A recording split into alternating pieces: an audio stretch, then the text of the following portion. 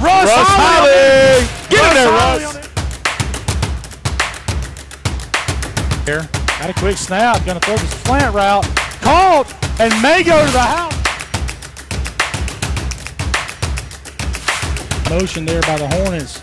That's just eye candy. He wants the deep ball. He's got his man. And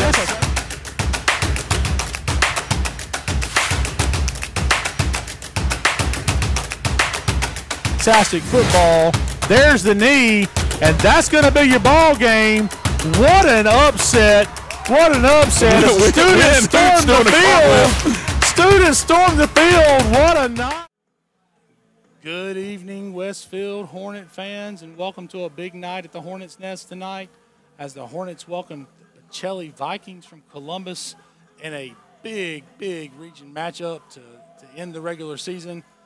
Coach Farmer Pacelli, their reputation precedes them, but just what a big night tonight could be for the Hornets if things go well.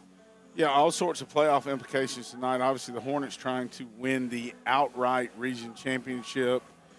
You know, if the Hornets were to slip up, then you get into the, you know, there's I think the region agreed that there would be a three-way tie, and obviously that would, you know, we don't want that to happen, but there's all sorts of implications tonight. Hornets playing for the outright region championship, but it's more than that, trying to play to hold on to that #1 seed right now, according to Max Preps. Yeah, so to kind of clear that up, it looks like Valwood currently is the #1 seed, but it's very close. Oh, they are? They slipped back? Oh, I didn't know it was that they officially jumped them. As of Tuesday, they had not jumped, so we'll check on that for you. But nonetheless, if the Hornets win tonight, the belief is they'll be the #1 right, seed. That's right. That's what it is. So if they can get by Pacelli, the schedule strength will bump them over Valwood. Valwood has to play Brookwood tonight, which you know, on paper would be a win for them. But Valwood and Tifteria have agreed to officially play next week. So that will be interesting how that plays out and how that affects the seeding as well. But I think if the Hornets can hold off Pacelli tonight, that will move them to 1 and probably be enough to hold them there no matter what happens next week in the Tifteria-Valwood matchup. Right. That makes sense. I guess I was rushing to having us #1. It's, you know, it's interesting. Obviously, we want to win this game, need to win this game. But then you get into, you know, if you have that kind of hiccup, you have to see the Brookstone Strong Rock score, which, you know, most people agree that Brookstone's probably going to take care of business against Strong Rock. Then you have a three-way tie, but the Hornets can be the outright region champ tonight against the Pacelli team that, when you look at their scores and record, kind of inconsistent but very capable. Have scored a lot of points. Their big win is defeating FPD. But then they get beat by Stratford by 2 touchdowns and get beat 27-0 by Tatnall. Right, so all kind of raises some questions, but I will tell you this.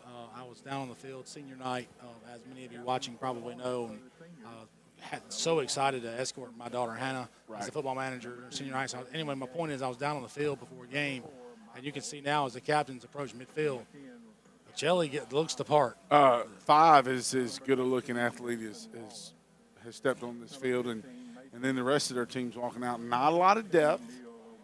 Not a lot of depth for a – you got to remember they're a quad A, too. That's right. And I don't think their roster is as deep as ours. Well, we got skill guys galore, and I think that's shown kind of as the stretch of the season has unwound. It puts pressure on teams that maybe don't have that depth in the skill position.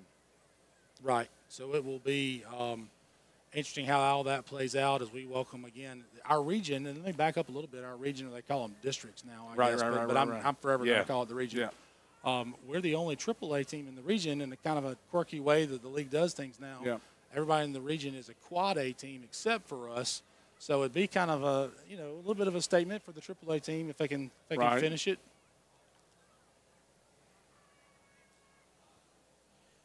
So want to welcome maybe some listeners that we don't normally get from the St. Anne Pacelli area of the world over in Columbus. So you guys, hope you enjoy the broadcast.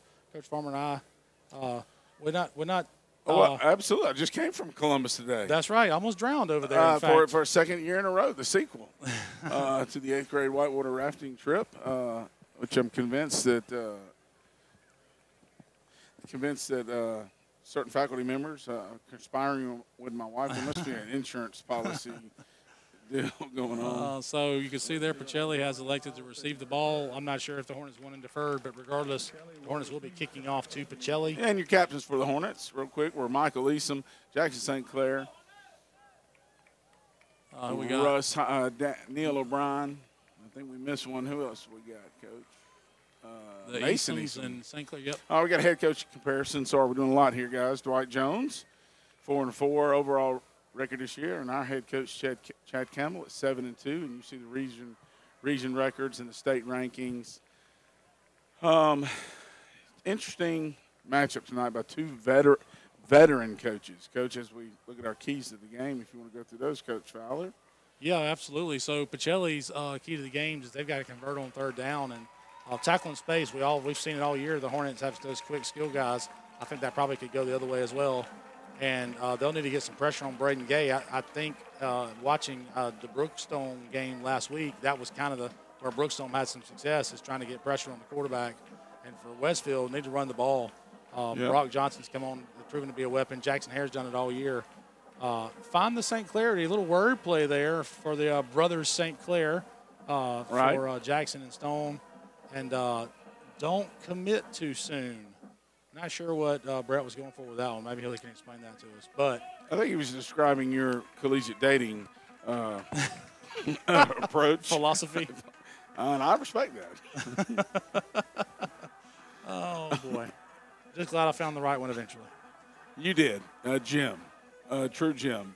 Hopefully she doesn't conspire to for your Oh, okay. Play action. So we just got in our ear. I think Brett is dead on that. Brett Taylor. He says don't commit to the run too soon because play action could hurt us. So. I think Brett, those are coaching words. Like so, what you're saying, Brett, is Pacelli's got to have eye discipline in the secondary and play their keys and can't come too hard downhill because our guys will stretch the field behind them.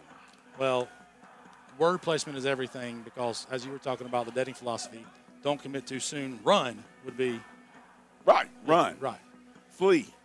Anyway, so as we get ready for toe to meet leather here, of course, Brock Johnson's got it teed up, ready to go. Kind of excited tonight, coach. It's Dude, look at the big game in the nest. Look at the guys on the front line for Pacelli. I mean, look. I asked Coach Harden, the offensive line coach, before the game. I said, Coach, they got a few dudes. He's like, yeah, they got some dudes. So should be an exciting matchup. Johnson gets it off to the middle there. He's fumbled around a little bit. Pacelli has it. Going to try to bounce it. Got a little seam. Horner's going to get him, but he's almost out the midfield. Yeah, We'll get him to the 45 or 46-yard line. Number one's got good speed. So, I think, Coach Fowler, this time of year is so fun because everybody's checking other scores around the state. Of course, we're going to bring you some of those tonight. And not just our classification, AAA, where we have a lot of interest, but just implications all around. So the Pacelli offense will come out. Look at big 54 to center, Coach. So we got a clock stoppage here early. I think the clock was running and it's going to have to be backed up to be reset. We talk a lot about our skill guys, but man, how well has our D-line played lately? Yeah, I felt they've between the defense and Coach Campbell. Coach Lee Campbell called a gem of a game against Brookstone last week. Pacelli out with a double back. He's going to throw it out on the swing pass to number 10, and he's going to get tackled. Let's give him 6 yards in the first play. I apologize, folks. I don't have a roster. So. And, Coach, you'll appreciate this. That is basically option principles there. Coach Fowler's going to be trying to get a roster. So that was a little back motion. He became basically the pitch guy. Number 10, Jason Nelson. They rode one of the backs, and the quarterback, some teams will predetermine that. That was probably some type of predetermined play instead of a true triple option, but it had triple option principles. As Pacelli's now in some of their wing stuff, and that's just a buck sweep. So that is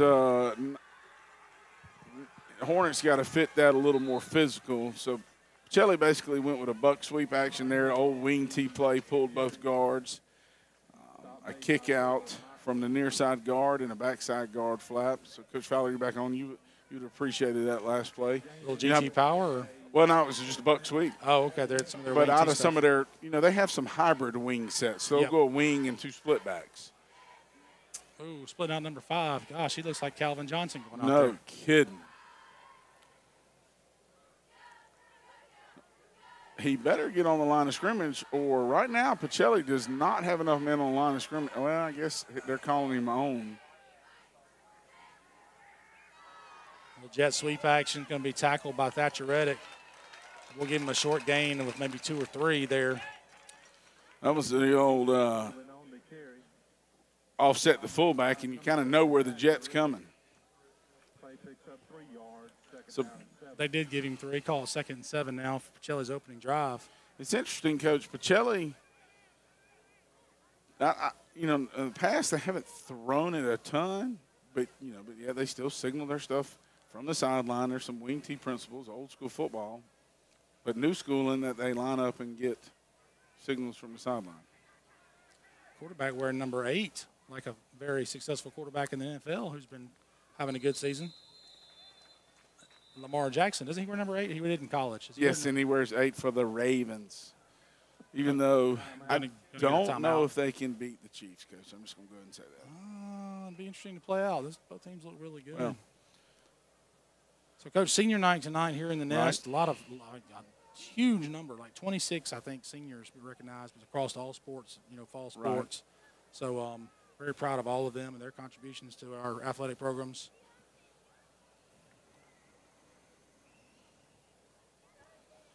So, also excited about our softball team's Right. recent last accomplishment this past week for our winning the state championship last weekend. 8. That's 8 in a row. 8 in a row, just unheard of. Will McGee said in the pep rally today, no team in the history of mankind, even in the Greek Olympics, ever won 8 in a row. Of course, we went with it, Yeah, I mean, you have to. We'll be excited to hear from Aiden Mazingo at halftime. We did an interview with some of the Coach Weatherington and some of the girls, so we'll hear that at the half, so make sure you tune in for that. Pacelli going to throw the ball out, a little quick out there. Hornets have it fit. If they can keep from getting the edge, they can't. And you see the quick twitch of the various skill guys that that Pacelli has, 22 there. His name is DJ Colvin. So they've got him stopped short of the first, so it's going to be 3rd and a short 1. But you can see kind of the game plan for Pacelli. They want to get the ball to the looks edge. like they want to get on can. the perimeter. Yep. There hadn't been a lot of A and B gap run. Well, the buck sweep, is a power play. So they're still, interesting here. They're it's 3rd and 1, and they're still in some shotgun.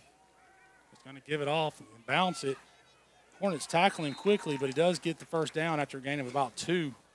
I didn't catch that number. Number 1, Cam Carino. So Mr. Dale Williams has been so kind as to supply us with an extra roster or 2. And, Coach, looking at their roster, I'm looking at seniors here. 1, 2, 3, 4, 5, 6, 7, 8, 9, 10, 11, 12, 13. So a big senior class. I think we have 10. They have 13, so they're upperclassmen heavy. And, they lost to Brookstone 21-14. And I think over there they call it the Battle of the Jug or something. Yeah. It was, I don't know what kind of jug. Quarterback sweep. Hornets have it. Well, they had it stretched out, but they didn't fit it well. Yeah, 8 did a good job kind of being patient and playing off of his blockers. Just a little Q sweep. Boy, they keep living to their side. Is it me or they running to their sideline heavy? Yeah, other than the jet this way. They are running to their sideline. So it's going to get half of it, 2nd and 5 now.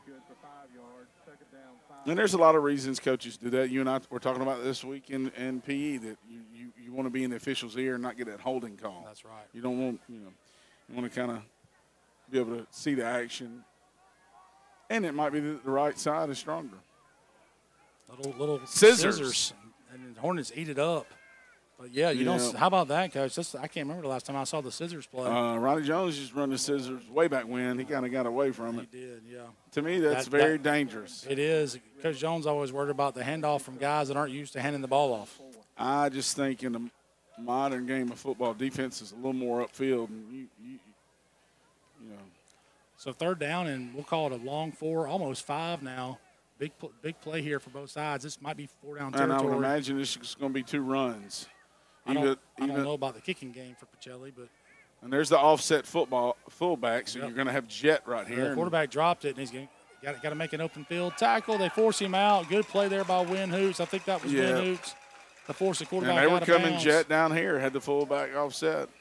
That's going to bring up a 4th down and a long 3 now. I may be kicking because I see a guy with some fancy gloves hanging on his.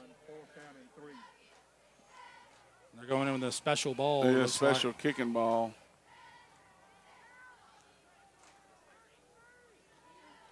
So it's 12. The holder's wearing the gloves. Oh, yeah, the holder. It's important that the holder have all the special gloves. Even though he's not wearing the gloves. So right hash. It's 31-yarder. 31-yarder from number 12. I'm going to say he pulls it left, Coach. I'm calling it he pulls it left. Okay, let's see if you can nail that. Ball's bad snap. It's not, on the ground. He's not going to get a chance. Michael Leeson drops him in the backfield for a loss of about 10, and the Hornets stand tall when it matters most. The kicker there was Jack Fry, a senior wide receiver and defensive back. Well, just the holder didn't handle the snap. Might have needed his gloves. Well, it was low. The snap was low. Snap was low, to be fair. But big stop there from the Hornets. Let's see if we can get something going offensively here. Coach, on the eye test, I'm sitting there going, how is Pacelli 4-4? Just me on the 100%. But when you watch that, that's how they're 4-4. Well, they've played a tough schedule, yeah, too. And they're kind of, probably a little young in some spots, a little inconsistent. It's interesting how they're defending these trips out here, Coach. Yeah, we've got our numbers. wide points trips. I don't know if their safety is far enough over. Yeah, I wouldn't think you was. So there's the tunnel to Stone St. Clair. He's going to get positive yardage almost. Yeah, they just don't have guys out there. 8, 9. You're right. Got them outnumbered out there. Yeah.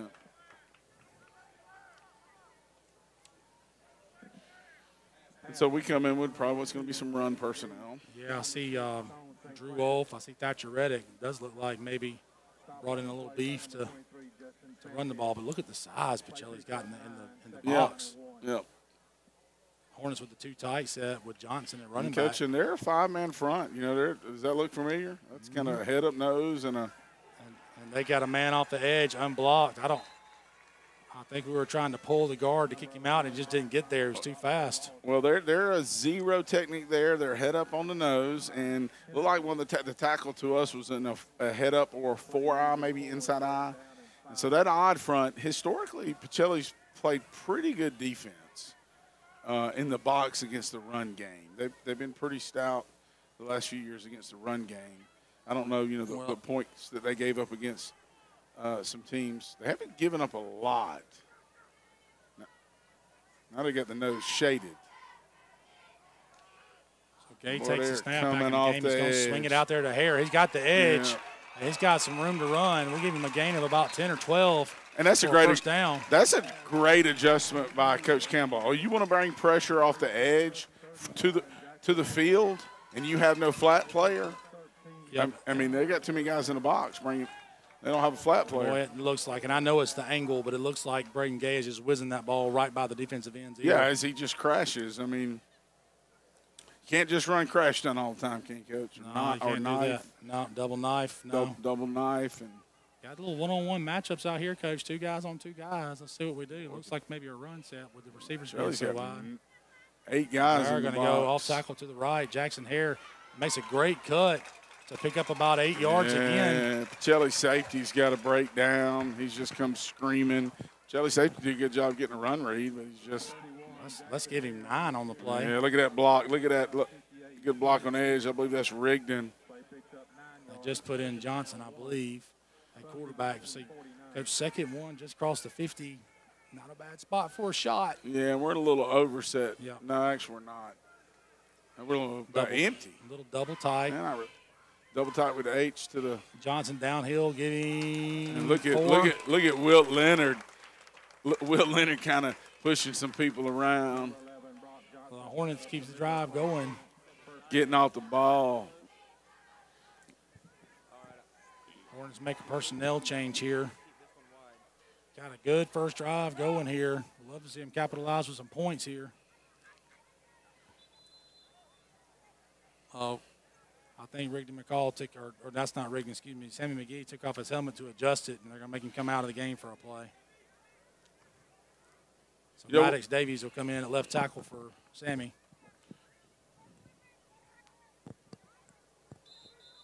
They're going to stop it. I wonder if they're going to say it's okay. I just told you I'm leaving the south camera to go help them. I need you to listen. All right, use your ears. Yep, they're going to let him come in, come back in. It was a weird deal. His helmet didn't come off during the play. He was taking it off between plays to make an adjustment. Right. And I think they kind of misinterpreted the situation. So, no harm, no foul. Hornets still have 1st and 10 here on the Pacelli 46-yard line. And, boy, there's no safety. Look for us to run a tight end down the middle of the field. They have no safety in the middle. Stone St. Clair matched up one-on-one down here, too. Because there's no safety in the middle of the field. There's 8 in the box. If Molina can get free, he's made all right, before. so this linebacker type is Hawkin Molina, the tall kid, 5. I see that, yeah. He's got him. Gay pulled it, and so 5 is really up, but he has Molina man-to-man. It's his key. They're just trusting their athletes, aren't they, Coach? Boy, but, Coach, that is up there. I mean, he is 5 yards off the ball. He better not miss on the jam. He better not get a bad read, a bad key. And I'm sure, Coach, Second and 12 now. After the negative play on 1st down, Hornets will come out in the pistol look. Going to trade the tight end and H-back over. It looks like Pacelli's coming off the edge down here. See, now he's got him, Coach. You called it. Into the flat to Hare again. Hare's going to – he'll get positive yardage, put us in about 3rd and we'll call it 6 maybe? Yeah, you are playing with fire with Chad Campbell if you line up. I don't want to say that's unsound, but you better have some athletes back there covering. Well, I think what and, there's a lot of game to be played here, but it looks like what they may be doing is they may be underestimating how good some of Westfield's athletes are. Right. Coach, they could throw the quick. I mean, every one of their defenders is within 5 yards of the football, Coach. Their entire defense is within 5 yards of the ball. They're going to get. And there's the wheel scheme, and he made a good read underneath. Actually, I thought they were about to hit the wheel for a touchdown. Yeah, I mean, we just didn't have it protected up good, but he was running free. The corner recovered late, but it's a good read there by Gay to hit the drag route to ease him underneath. Oof. I guess I'm a.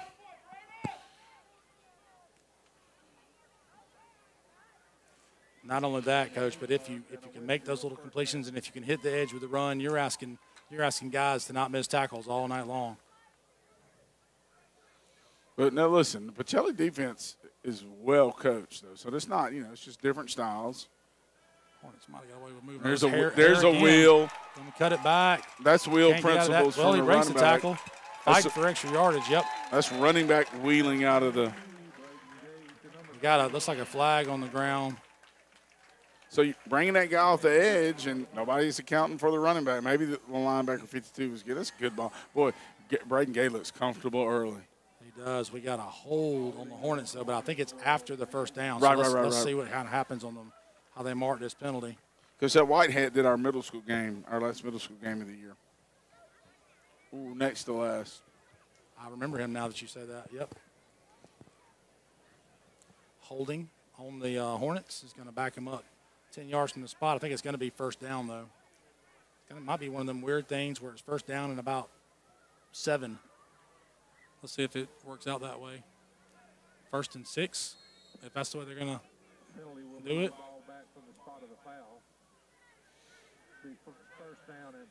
Call it 1st and 6. So weird kind of application of a penalty, but that is the correct way to do it. Once again, you see people walking down. Pacelli checks as much on offense, on defense as an offensive team does. Johnson's going to get the edge. They're going to come up. Oh, he just runs through on the safety. Yeah. And we got another flag. Surely they're not about to call helmet to helmet. I wouldn't think so.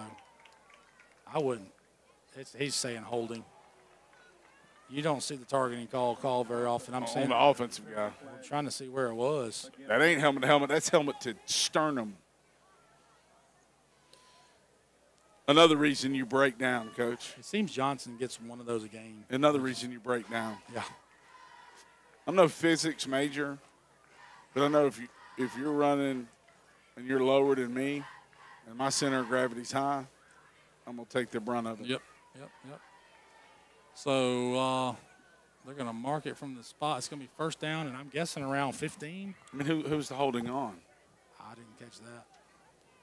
We saw the replay, and I still didn't see it, but no, not quite 15. Let's call it 1st and 14. Yeah, that's it. I agree, Brett. You know, kind of hearing Brett talk. That's the coaching's ear. I think you get that on the sideline. And somebody may have been holding. And kind of orbit motion there. Little play There's action. your verticals. Wants the shot. Got Jackson St. Clair to the sideline. Can he beat his man to the edge? He can't, but he gets a gain of about 20, maybe a little more. And what a ball by Gay. And what good pass pro. Because you see it every week. I think our receivers sometimes surprise guys with how fast they are. Yep. And he almost got the edge, and they gave him about the 16-yard line. So we'll call it. Well, we'll give him 15 on the dot, actually. First down and 10 from 15. Hornets show that bunch set again. And got to wonder if they're going to throw it out there again. Now they kind of match up a little bit. A little quarterback lead there. Takes the shot, but he gets about 5-6 yards on the play. Number 2, Braden Gay on the carry. And that's the end of the first quarter. That's that a was quick first I wasn't quarter. even watching the clock. Well, because Pacelli runs it every down. So you see there the replay. Gay picks up the yardage. The Hornets are going to be inside the 10-yard line when we get back from our quick break here. You're watching Westville Hornet football on Mid-Georgia Sports Network. Sports Live is proud to partner with one of our presenting sponsors, Buffalo Rock. And without this partnership, it would be hard to be able to live stream all the different sporting events at high schools, colleges, and local professional teams every single week like we do. So we thank Buffalo Rock for their support of Georgia-Alabama Sports Live. And next time you're watching a Georgia-Alabama Sports Live broadcast, make sure you're drinking a nice, refreshing Pepsi. Delicious. Thank you to Buffalo Rock and Pepsi. Football is back, and the only thing that makes it better is some delicious food from Zaxby's. They're a proud sponsor of Georgia-Alabama Sports Live. And I can tell you that everyone on this team loves their chicken. Get all the favorites, such as their signature chicken sandwich, or try the new chicken finger tacos with your favorite drink. From amazing salads, wings, chicken fingers, and some of the best drinks around, there isn't a better way to enjoy our broadcast without getting some fantastic meals from Zaxby's. Check out the 2 here in Phoenix City, one off Crawford Road. Welcome back to the Hornets' Nest for tonight's regular season finale against Pacelli Vikings. The Hornets start the second quarter with the ball at the 10-yard line, 2nd down and 5. Going to go jet sweep there to St. Clair. They're going to get him for no gain. And you'll notice that was a forward pass because he just kind of pitched it. It is, yeah. So if he bobbles it, that's the safety in that. Coach, here is a shocking score. Tift area 8, Terrell 8. Oof. That's a little interesting. I mean, it's early. Hornets may have lost a yard on that play, actually. So we'll call it 3rd and 6. Play loses 1 yard. Yep, and this right here, this play will tell us, are we possibly thinking field goal? We would settle for a field goal. I would imagine we're going to play it like 2 down, though. If we get it in Depending 3rd on and what 4 or we get. less, you think we'd go for sure. There's a snap to Gay. He's going to play action. He's going to throw it. He's got a man wide open. He's there. St. Clair for the touchdown. Man, what a he just looked so comfortable. Yeah. Got protection. Braden Gay is having a night early. Absolutely, and I love how St. Clair found that little open spot and Yeah. knew he was running out of room and choked down. Look at him, choked down right there. The water bug. Big touchdown for the Hornets there. And, Coach, we were talking during the break. Each team had a possession in the first quarter. It's just kind of crazy how that went. Yeah, you can see how Pacelli's played some low-scoring games. And, boy, this is an area that we have improved in. Good snap there, good hold, kick is up and kick is through. The best compliment I can give Brock Johnson is that he looks like a kicker. Right. I mean, you know, and this is a guy that's an athlete, quarterback, you know, defensive back that kicked because he had to when he was in middle school. But now that he's a sophomore, he looks like a kicker. And I'll say this you're going to be like, what? The big football, it actually goes further than the little one. You know, I get it. Because it just compresses more. Yeah. Just more sweet spot. And so it does, you know, he has life off the foot. I mean, was a couple the field goal at Brookstone. Yep. Big kick. Yep. So don't overlook this element right here. Special teams, we've seen it come up over and over again. But, you know, the opening kickoff, they returned almost to midfield, so the Hornets are going to need to. Yeah, we're going to. Yes, sir. Wouldn't mind see him kind of hit that high pooch he's done before, but, you know, we'll see what Coach Campbell has dialed up here. So that was a big just drive there to overcome those 2 penalties. Yep, overcame penalties, had some 3rd and longs they converted. So Toe's going to meet leather here. Johnson's going to boot it. He's going to kick it deep right down the middle. Bobbled yet again. Oh, that's a Jake Sloan special. Did we overcommit? He Yeah. changed directions. We did no. We did not. We tell you what, Mason Easom. Good effort by him. He got a piece of him. Right, didn't make the play. Oh, we got a penalty. Something late on the sideline. Mason and Michael. I think it's going to be on Pacelli. There must have been some. There might be a sideline warning It may be a sideline warning. We'll see. because it looked like Penalty flag on. kind of an area where he was might have what- got tangled up. It was well after the play for sure. It's either going to be a sideline warning or a holding. Where the flag was behind the play. We got a personal foul.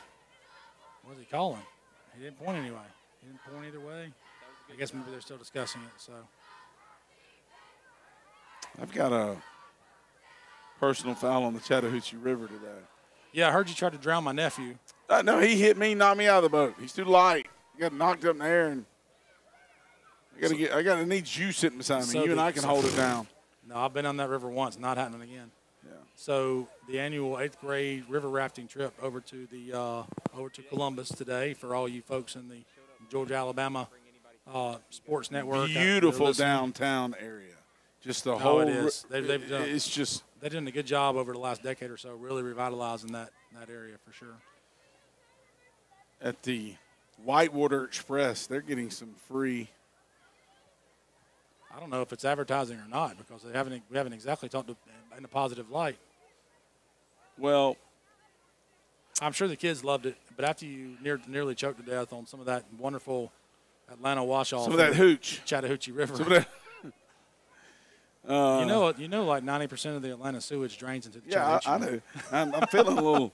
I haven't felt right So since last year. got a cough, it won't go away. So the referee, the head referee, is talking to both coaches. So I'm not sure what the conversation is going to be. Is it? Sometimes that means maybe an injection. Or is it? He never made a call. The referee never. Was he there said- like further discussion? Should people throw bottles? He must have given a warning Should- and picked no- up the flag. No Yeah. bottles coming on the field. Well, you know, you got to do Hook what you them. got to do, Coach. Hook them. No, he's back. Hornets might be in trouble here. Run around the left side. And UC5 had a big block on Brock Johnson there. Brock was kind of asking for a hold. 5 is physical blocking on the perimeter. Coach, we know how good Brock Johnson is. That play was designed to But, go but the other watch way. this. Well, that was. Brock had I think Brock had a complaint there. It almost looked like hands to face mask. Coach, I think find they're- it. If 5's on my team, he's getting a fade ball thrown to him at least a couple times a game. Another run there. Hornets are going to string that out. That He back, does cut up and Yeah, find he- 4 yards. that's the second time that back's 5 been yards. patient and set up his blockers. And you can see how the game plays really quick with how Pacelli's approaching. 22's he's got that quick twitch. But the Hornets, just you bleed slowly and don't give up the big play, and you make them go to length to the field. That's right. Make them earn it. See if they can be disciplined enough to earn it. Because they Yep. don't look really poised to throw it. I wonder if they'll take a shot to 5 at some point. But maybe not.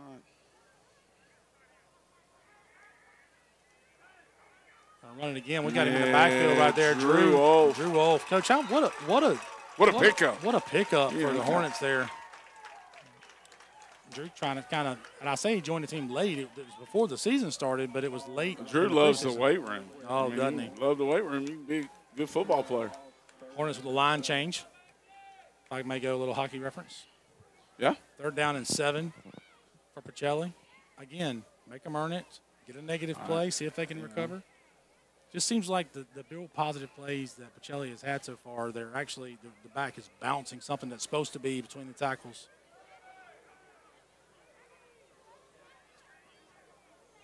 Hornets defensive line shifts. The quarterback's going to roll out, look to throw it. He wants the deep ball. And I can see why Johnson's locked in on him, but he's got to turn around and make a play, and he does knock it away at the last second. Coach, that made me a little nervous, I can't lie. But Johnson, as he usually does, rises to the occasion. And you can kind of see why maybe they don't throw it a ton. Yeah. We got Brock Johnson defending who you say looks like Calvin Johnson. And both Johnsons rising to the occasion. Yeah, it's a clutch play there by both sides. So. I know, you didn't give me any food. So Pacelli looks like they're in punt formation. Why is he singing in So there? this is not a very deep punt formation, so you know Hornets like to Oh, come oh, after it. oh, Hornets oh. like, and that is a good punt. It was. Which, oh, come on, Ben.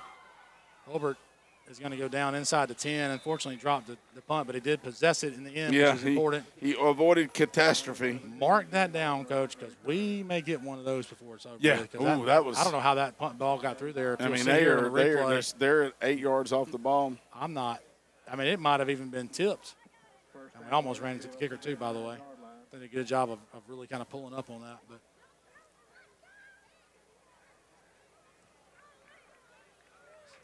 so a little bit of a different set here. We're going to go Hoots in at receiver. Aiden needs to be quiet with that kind of language. Got your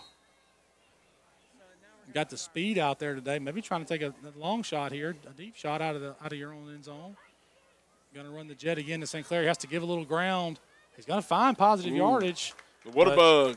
But really, they had it kind of hemmed in. It really reminded me, they don't give him but about a yard, but it really kind of reminded me of watching them run it where we thought we had him. And Yep. Jackson kind of found some room, makes That's a a man miss right here. Good block on the edge by Jackson Hare, sealing that pressure.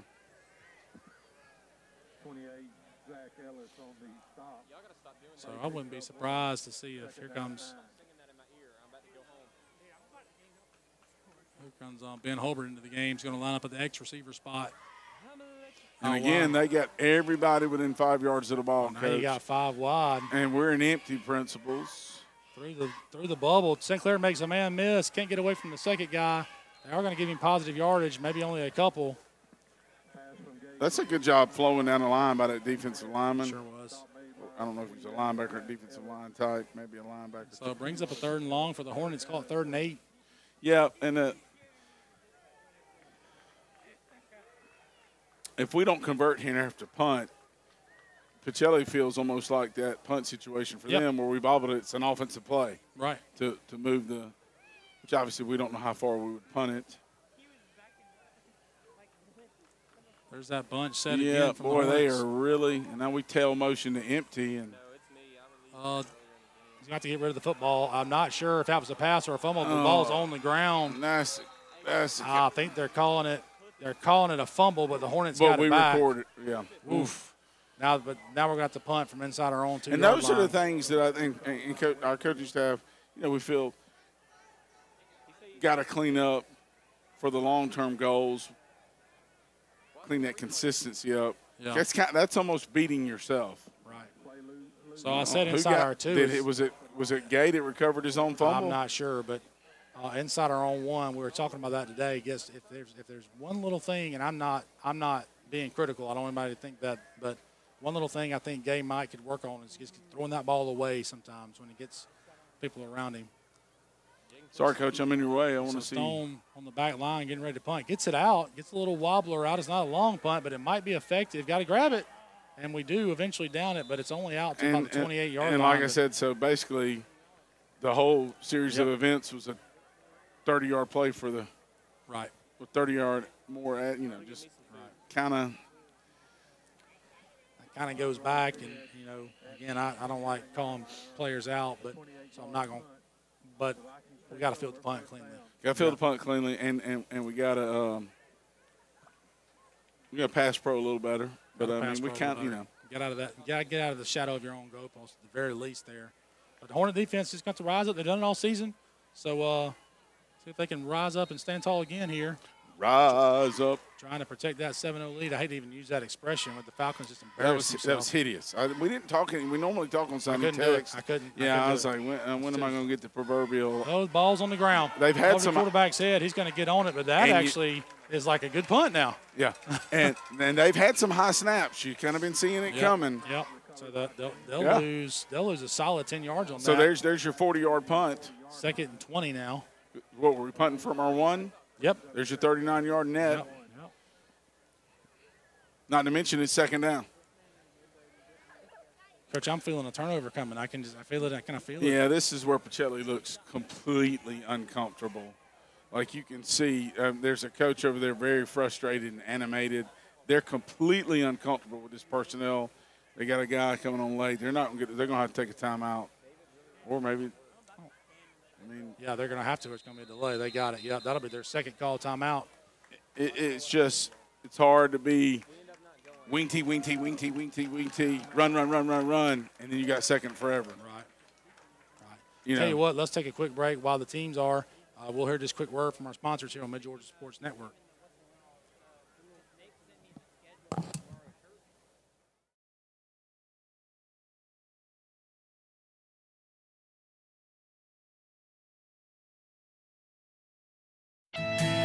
The Middle Georgia Georgia Alabama Sports Live is proud to partner with one of our presenting sponsors, Buffalo Rock. And without this partnership, it would be hard to be able to live stream all the different sporting events at high schools, colleges, and local professional teams every single week like we do. So we thank Buffalo Rock for their support of Georgia Alabama Sports Live. And next time you're watching a Georgia Alabama Sports Live broadcast, make sure you're drinking a nice, refreshing Pepsi.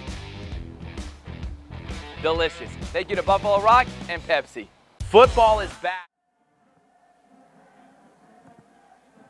Welcome back to the Hornets' Nest. To kind of reset the situation, just had a snap over the quarterback's head for Pacelli. 2nd and 20 now from the Hornet 40 with 5.5 minutes left in the first half. We're going to give straight ahead to the tailback. He bounces it as he has every other And that's time. a great play by Neil O'Brien. Great play by Neil O'Brien. Looking now at a 3rd and 21, and I'm not sure the tailback he's okay, I think, but he may have rolled an ankle there. Yeah, and that's Yeah, he's going down, so we're going to have a stoppage here. Coach, while I have a minute, I'd be remiss. One of my favorite former players has texted me, Lindsay Easom. She wants to give a shout-out to her brothers. They had senior night tonight, Michael and Mason. Yep. She couldn't make it, but she's very proud of them. She loves them. And just hated she couldn't be here, but when they're rewatching it later, I want them to hear it, that she's concerned, and she wanted to make sure that they knew she loved them and was very proud of them, as she should be. And I'm very proud of her and her successes. right. It'd be great if she'd stop by every now and then and just say, hated the old ball coach, but that's okay. Yeah. Yep. That's As you can see there. So that's I think you would agree that's probably the most rewarding part of this job is when Absolutely. people stop by and just By the way, spend a few moments. got a call yesterday out of the blue from Gavin Edmondson. That dude was good. What a football player. What a football player. Yeah, he called, said hello. We talked for a couple minutes. Hope to catch up here pretty soon. Even more so, I was getting ready for girls basketball practice, which started this week. Very excited about. I know you're aware. Your daughter also plays, so I know you're kind of aware that's going on. So it's just kind of an exciting time. State championships being won. Right. Transitioning. You can see on the screen there. You got the trainer of the decade. I mean, the century. Millennia. Yeah, this Millennium. Joe Allen there working hard. Looks like he's been in the gym, Coach. Yeah, it shows when he hits that driver. Joe can put it out there a little bit with a driver. So 3rd and a country mile here for Pacelli. He's going to roll to his left. Quarterback's going to run it. He soft-shouldered us and got to the edge. We're going to knock him out for the first down, but we can make it 4th and manageable. So it's going to take a lot of discipline to kind of account for that speed, man. So as we approach this 4th down here, let's look at the two quarterbacks. You got Braden Gay on the right. He's got over 1,700 passing yards. Completion percentage is close to 70, which is unreal. 2-to-1 touchdown interception ratio, and he's rushed for close to 200. On the other side, you've got 506 passing yards, more rushing yards, 150 rushing yards. So I'm not sure how up-to-date that is, but it's pretty close. You can see the two quarterbacks there, very successful. So big fourth down play here for both sides, 4th and 8. We're gonna get the third timeout. So Pacelli uses their final timeout to try to get the right play, and it makes sense. 4.5 minutes, or excuse me, 4:50 left in the second quarter or first half. This game's kind of flying by, Coach. So Hornets have had like one long possession and one really short one, and now Pacelli's had two long ones. Or I guess this is their third possession actually. Yeah. And Pacelli obviously kind of, they attempted a 31-yard field goal earlier. They didn't even get the kick, bad snap. Yeah. Bad snap. And so now this, if they were to try a field goal here, it'd be near a 45-yarder. So you kind of got to, I almost wonder, if you're attempting a 31-yarder, he's probably got a decent leg. Mm-hmm. You wonder if they'd have made the first one, kind of what that does to this possession. 45 is a poke, though. So, So, if, like I said, 4th and 8 here. Pacelli's called their timeout. They have the play they won't. Assume they're going to jump into the eye, Coach. Look at this. Fullback put his hand in the dirt. They're going to just run the old probably going to be a little counter toss pitch. Action. We are there and make the play. An interesting call on 4th down there. But nonetheless, the Hornets take over on downs. Yeah, you can see. So, as you said, Pacelli thought of the Hornet possession. It kind of works out the other way for the Hornets. Right. Pacelli's kind of, approaching it like, well, we're not going to. The problem they face here, Coach, is you get the ball back to the Hornets. Field position is not good. Right. It's starting on the 23, which I understand. But time, to me, our offense is as explosive as it is. Right. Time's really not a huge concern. And even with 4:43, it's not even a And concern the anyway. scoreboard, right, we got 3 timeouts. 3 timeouts, and we get the ball coming out of the half. Yeah. So this could be danger territory here. That middle 8 is dangerous. Middle 8 meaning the last 4 minutes of the first half and the first 4 minutes of the second half. They're going to throw the tunnel again. This time to Mason Easom. Slips out of one tackle, give him about 5 or 6. That's another good ball. And the Hornet receivers are, It's not like these guys are and those aren't easy passes to catch. See the replay here, right here. I mean, and it's not like Mason is just, not in a little traffic. He's just feeding that ball straight in there. And those guys are gutsy. Johnson. Listen, have you seen Mason Easom's put on a little weight too, Coach? Yeah, He's kind of good weight, football weight.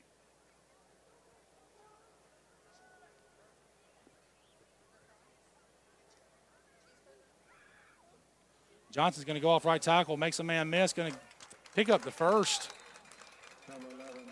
Looked like a, I don't know if we'll get the replay on that or not. I was kind of looking away for a second. It might have been counter there. So Hornet first down, clock ticks under 4 minutes. Hornet ball on their own 35-yard line. Plenty of time with 3 timeouts, Coach. No real reason to hurry yet. Gaze back in with Jackson Hare in the pistol. Going to play action, go back to the tunnel yet again to St. Clair. He's going to get through that first burst. And if that shoestring tackle doesn't happen, he may be out the gate. Well, Sammy McGee was way out in front of the play, getting after it, Coach. Yeah, you're right. That's going to slip eventually. You see the acceleration of one. So give him 10 and a first down. I mean, I call him the water bug, but then I call him a Porsche. I mean, he goes from 0 to 60 in a hurry. And at this point, Coach Campbell's just keeping them on their toes. He's switching quarterbacks just about every play over the last 4 or 5 plays. There's probably going to be some run down here. Double tight look. They got the stack wing back. St. Clair goes in motion. Now he's going to come back and may get it. He does on that little forward toss.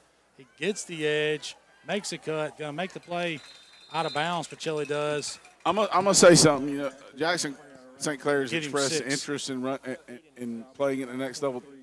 This film tonight is a film he needs to show people. 100%. Because he's planting and sticking his nose up in there and being physical. Yeah, doing lots of different things, too. Because this is about the 3rd time we ran that little jet play into the boundary. So that's one way to keep the team honest for sure. You in the Discord? So left hash now, 2nd and 4 for the Hornets. They've crossed midfield. About 2.5 minutes left. Clock is running. All 3 timeouts still in the pocket of Coach Campbell. Here comes Stone St. Clair across the formation. The Hornets are just matched up man. They're going to run downhill with Hare.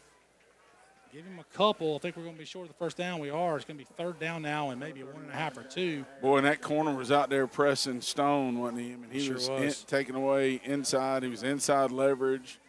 Hornets are trying to hurry up a little bit here. Clock is running. Close down now to 2 minutes. Hornets got to pick up the pace a little bit, but they still have 3 timeouts, so we're fine. The bunch set there. It's interesting A how little overset, Coach. There's Hare going to bend it back. He's got a little space, covering the ball up, running hard. Good feet shown there by Hare. Yep.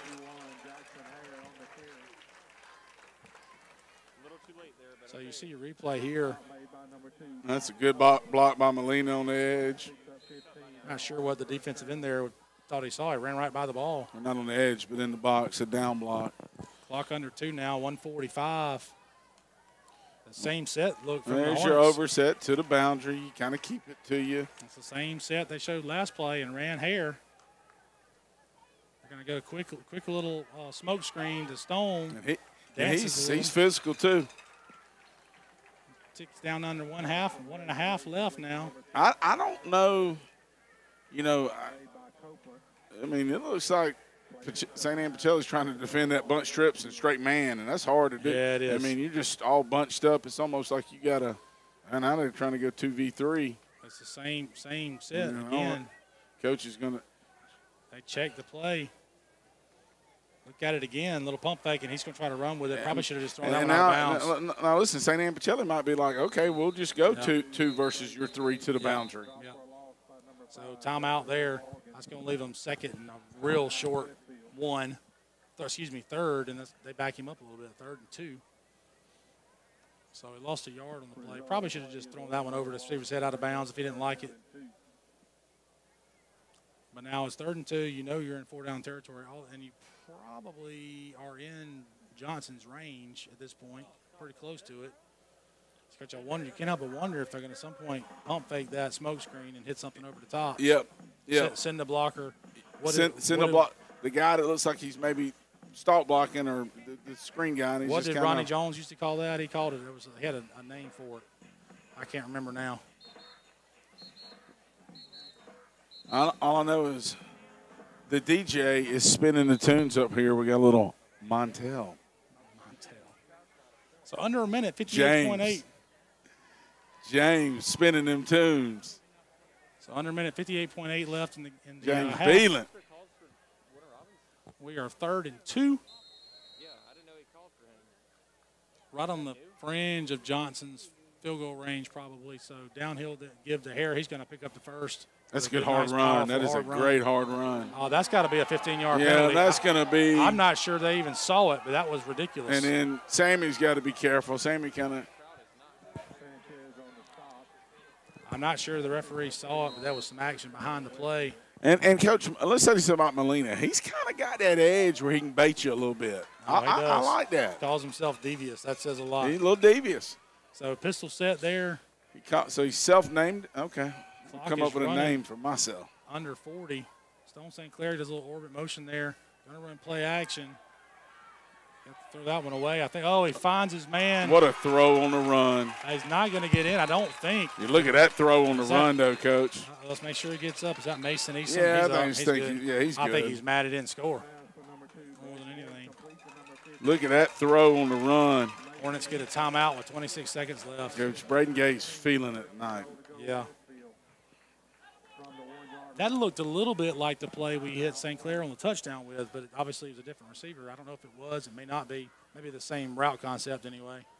So to set the scene, ball now on the 1-yard line of the Vikings. 26 seconds left to go in the half, and still a timeout left in Coach Campbell's pocket. So he could technically run the ball here if he wanted to. Coach. Yeah, he could, and it, this is huge in this ball game because you talk about Pacelli struggling offensively or struggling to be versatile, and we don't know if 22 is coming back from Pacelli. That's right. They go down 2 scores. He walked off the field very gingerly, so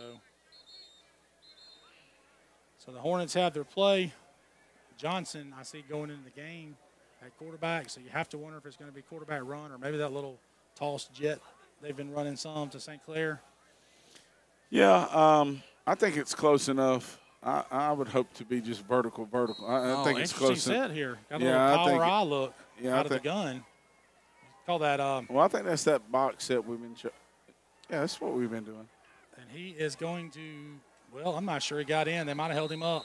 They did. They're going to spot it short. Going to be a timeout call by Coach Campbell now with 20.8 seconds left.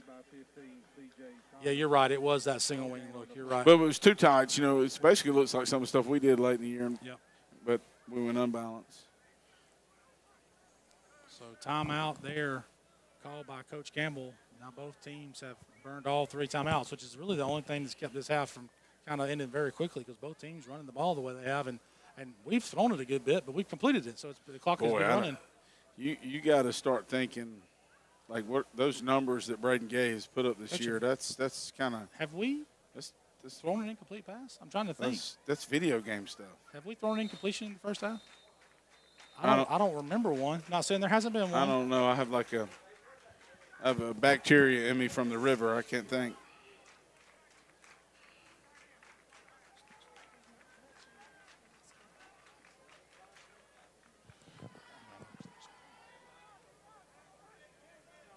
So Hornets' second attempt, maybe actually backed him up a little bit. So second. And then now we're back to Braden. This is a T backfield. It's that T backfield. You're right. Look for maybe something power. They're going to sneak it and just push him in, and they got it. What a drive! What a drive! I guess the tush push is legal. And Coach Fowler has been upset for going on a 3 weeks here about being told that the tush push was illegal in the middle school game. Yeah, we got called for a penalty on that, but that's okay. We scored on the next play, so ball don't lie. Ball don't lie. All right, Johnson lines up the extra point, 13-0 after the big touchdown. The snap is rocketed back. It's going to be tackled. So it's going to be, I'm not sure what happened on the snap. Looks like maybe before expecting it or something, but the ball gets loose. So 14 seconds left. The extra point's no good. I hope that doesn't come back to bite us. But 13-0 now. Hornets will have to kick off, and it looks like maybe Pacelli will get 1, maybe 2 plays offensively, depending on what they call. As we get excited for some interviews with some softball players, right? That's right. So, yeah, halftime. Make sure you stay tuned during the half. We're going to hear from Aiden Mazingo as he talks to Coach Weatherington, I believe. Is that right, Aiden? Coach Weatherington and a couple of softball players possibly. So that'll be to see that. And, oh, there we are. The camera is behind us. So thanks for showing. I didn't know we were hot in the booth, but that's okay. So stay tuned for that exciting interview, talking to Coach Weatherington. Maybe he can share some of the magic for the 8 in a row. 8 in a row. Ocho. The Ocho. The Ocho. So I wonder, Coach, do you go squib kick here? Yeah. Yeah, some type of squib, or you just make sure it's not super high. You know, you kind of, I don't know. That's always, you kind of dance. I don't know, but there's this saying you dance with who brung you, too. Yeah. He's had a couple, kicks that Jake Sloan. That's a Jake Sloan special. Yeah, that's a deep left kick. He's going to try to cross the formation, I think, and he's going to get hit and stuck there on about 25-yard line. That worked out really well for the Hornets. In fact, it worked out so well that there's only 7 seconds left in the half, and they're only going to get 1 play. Yep. And guess what, Pacelli? We'll get the ball to start. That's right. Kind of danger zone here. So I don't know if Pacelli's going to kneel on him or not. The only thing that would scare me here is the deep ball to the big guy. So. Yeah, I'm sorry. Listen, Pacelli's got a great program. Yeah, I'm probably salty from the. He's blaming Pacelli for all of his problems in Columbus. Well, Danny Camp and I did play a year of baseball there at Columbus State. Danny played more than me. I did more watching. He was checking out the girls and the tanning in the left field. In the convertibles.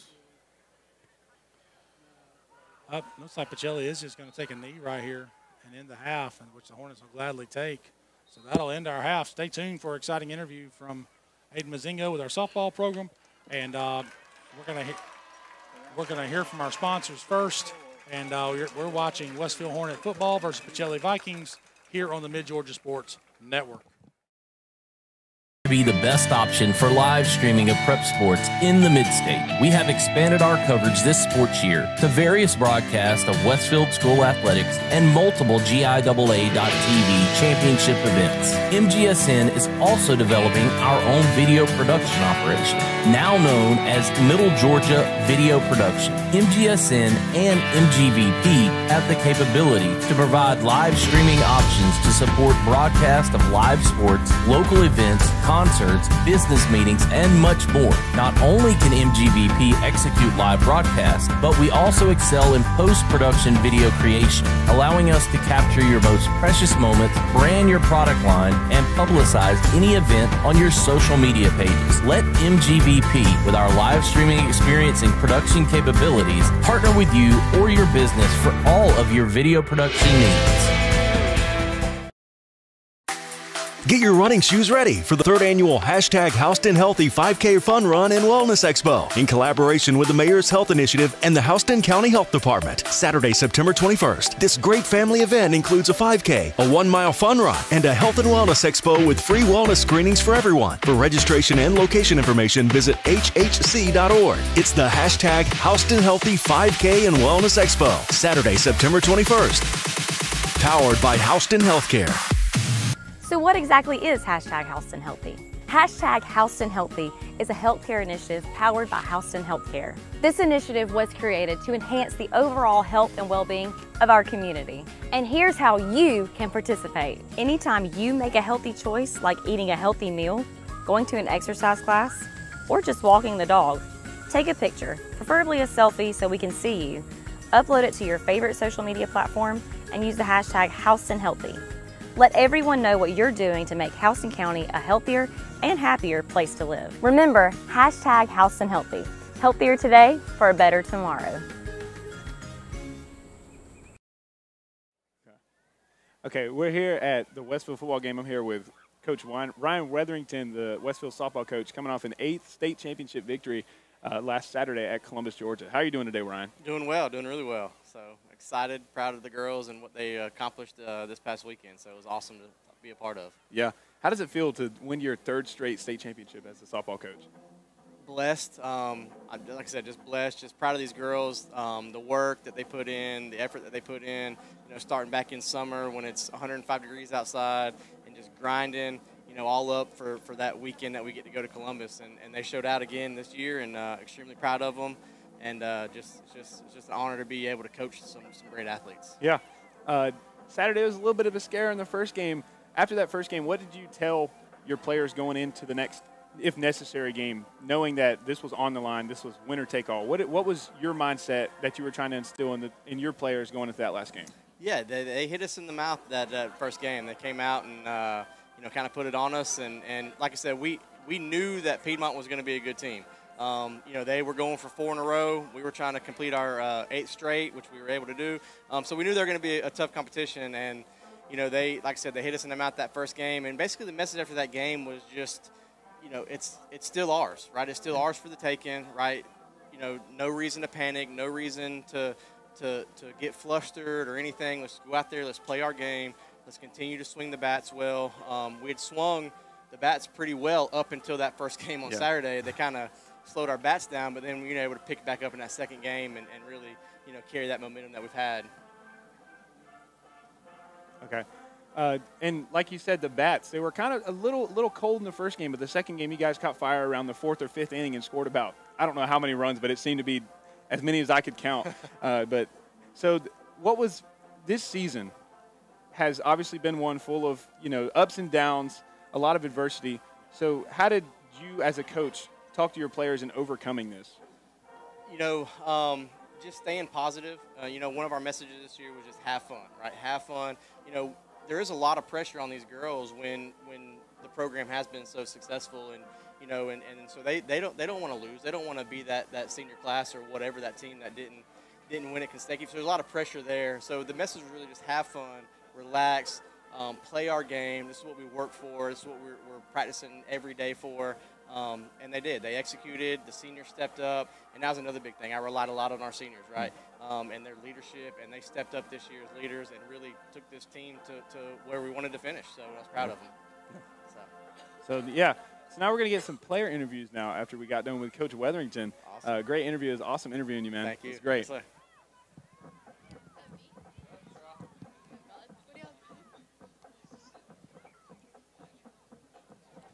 So here with Madison Hammock, senior of Westfield softball. So as I was talking to Coach Weatherington, it's been a long season. It's been a grind. So as a player, as a senior, this being your last year, what did you look forward to the most this season? I definitely look forward to the friendships and getting to play my last season with my best friends. And Okay. Let's move the mic closer to your mouth. We're having trouble picking you up. oh wait, do I need to re-say everything? Yeah, it'll be all right. Just keep reset. So this season, what were you looking forward to the most this season? I was looking forward to playing softball with my best friends and obviously trying to win another state championship, and that just made it even better that we won.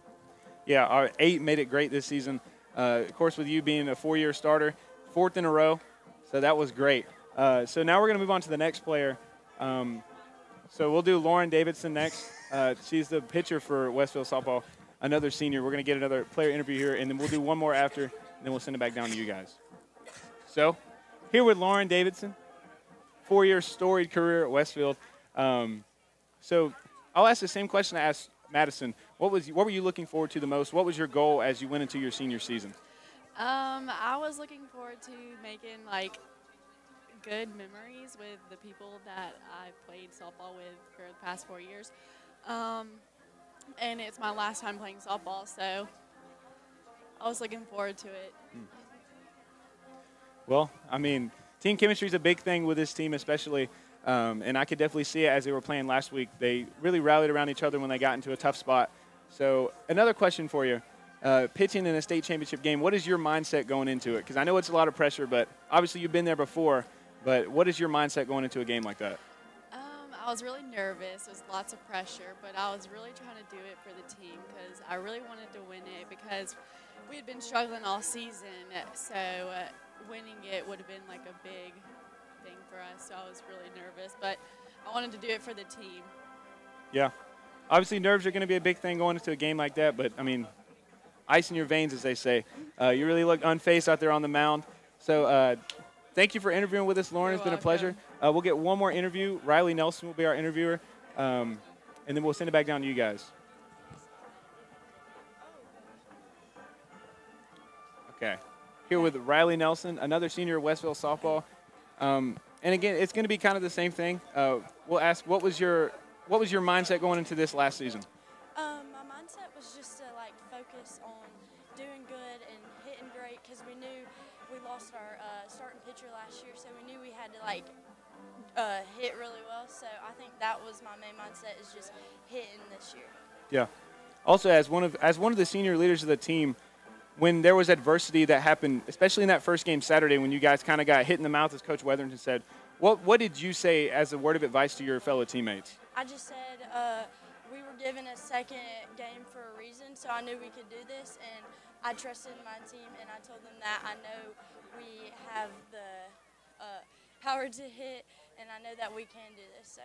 Yeah, and clearly the words of encouragement obviously worked very well, as that 4th or 5th inning in that second game, you guys really just caught fire and really put the hammer down on that Piedmont team and brought home that 8th state championship. Well, it's been a pleasure to talk to the softball team and Coach Weatherington, and we'll send it back down to you guys. The Middle Georgia Sports Network continues to be the best option for live streaming of prep sports in the Mid-State. We have expanded our coverage this sports year to various broadcasts of Westfield School athletics and multiple GIAA.TV championship events. MGSN is also developing our own video production operation, now known as Middle Georgia Video Production. MGSN and MGVP have the capability to provide live streaming options to support broadcast of live sports, local events, concerts, business meetings, and much more. Not only can MGVP execute live broadcasts, but we also excel in post-production video creation, allowing us to capture your most precious moments, brand your product line, and publicize any event on your social media pages. Let MGVP, with our live streaming experience and production capabilities, partner with you or your business for all of your video production needs. Get your running shoes ready for the 3rd annual hashtag Houston Healthy 5K Fun Run and Wellness Expo in collaboration with the Mayor's Health Initiative and the Houston County Health Department. Saturday, September 21st. This great family event includes a 5K, a 1-mile fun run, and a health and wellness expo with free wellness screenings for everyone. For registration and location information, visit hhc.org. It's the hashtag Houston Healthy 5K and Wellness Expo. Saturday, September 21st. Powered by Houston Healthcare. So what exactly is hashtag Houston Healthy? Hashtag Houston Healthy is a healthcare initiative powered by Houston Healthcare. This initiative was created to enhance the overall health and well-being of our community. And here's how you can participate. Anytime you make a healthy choice, like eating a healthy meal, going to an exercise class, or just walking the dog, take a picture, preferably a selfie so we can see you, upload it to your favorite social media platform, and use the hashtag Houston Healthy. Let everyone know what you're doing to make Houston County a healthier and happier place to live. Remember, hashtag Houston Healthy. Healthier today for a better tomorrow. Together. Athletic. Friendships. Confidence. Challenging. Success. Rewarding.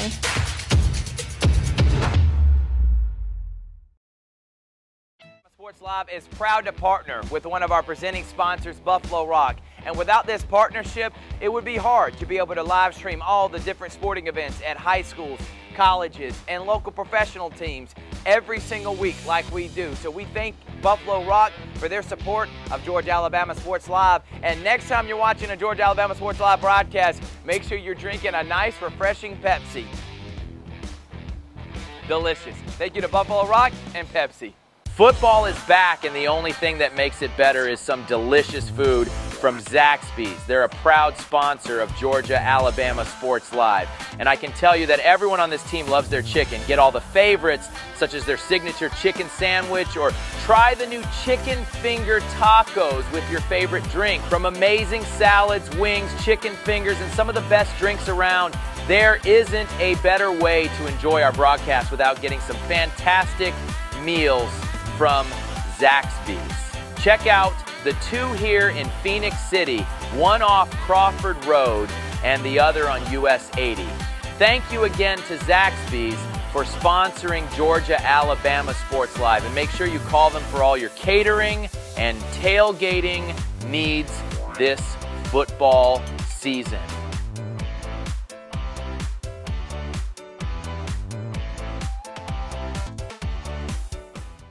Georgia Alabama Sports Live wants to say thank you to one of our presenting sponsors, Buffalo Rock, and their partnership with everything that we do. And without businesses like Buffalo Rock, we wouldn't be able to go cover softball, volleyball games, every type of high school sport you can think of, local college games, and professional. So thank you to those businesses that support us, and specifically Buffalo Rock. And next time you're watching a Georgia Alabama Sports Live broadcast after a nice long day, why not enjoy it with a nice, refreshing Sorry? The best lemon lime soda around. Thank you to Sorry and Buffalo Rock for our part. Exactly is hashtag Houston Healthy. Hashtag Houston Healthy is a healthcare initiative powered by Houston Healthcare. This initiative was created to enhance the overall health and well-being of our community. And here's how you can participate. Anytime you make a healthy choice, like eating a healthy meal, going to an exercise class, or just walking the dog, take a picture, preferably a selfie so we can see you, upload it to your favorite social media platform, and use the hashtag Houston Healthy. Let everyone know what you're doing to make Houston County a healthier and happier place to live. Remember, hashtag Houston Healthy. Healthier today for a better tomorrow. Get your running shoes ready for the 3rd annual hashtag Houston Healthy 5K Fun Run and Wellness Expo in collaboration with the Mayor's Health Initiative and the Houston County Health Department. Saturday, September 21st. This great family event includes a 5K, a 1-mile fun run, and a health and wellness expo with free wellness screenings for everyone. For registration and location information, visit hhc.org. It's the hashtag Houston Healthy 5K and Wellness Expo. Saturday, September 21st. Powered by Houston Healthcare. I'm involved in a lot of extracurricular activities. I play football, baseball, basketball, and I run track. I love the contact sport. I love the ability to get my feelings and aggression out throughout the hard day or hard week out at practice. I was a part of the Westfield wrestling team when I was a freshman, and that's also the year when I played soccer. So it was been fun, and I'm going to play soccer again my senior year, and hopefully I will probably be the captain of the soccer team. I enjoy just spending time with my teammates and getting to just rep the green and gold like everyone else has in the past. On Thursdays, we get to go out and with the football team, and we get our chaplain out there, and he does a great job. And I think on a Thursday that's great to do because it's a day before the game, and you get to think about God and just choices in life, and that's kind of what the game of football is like.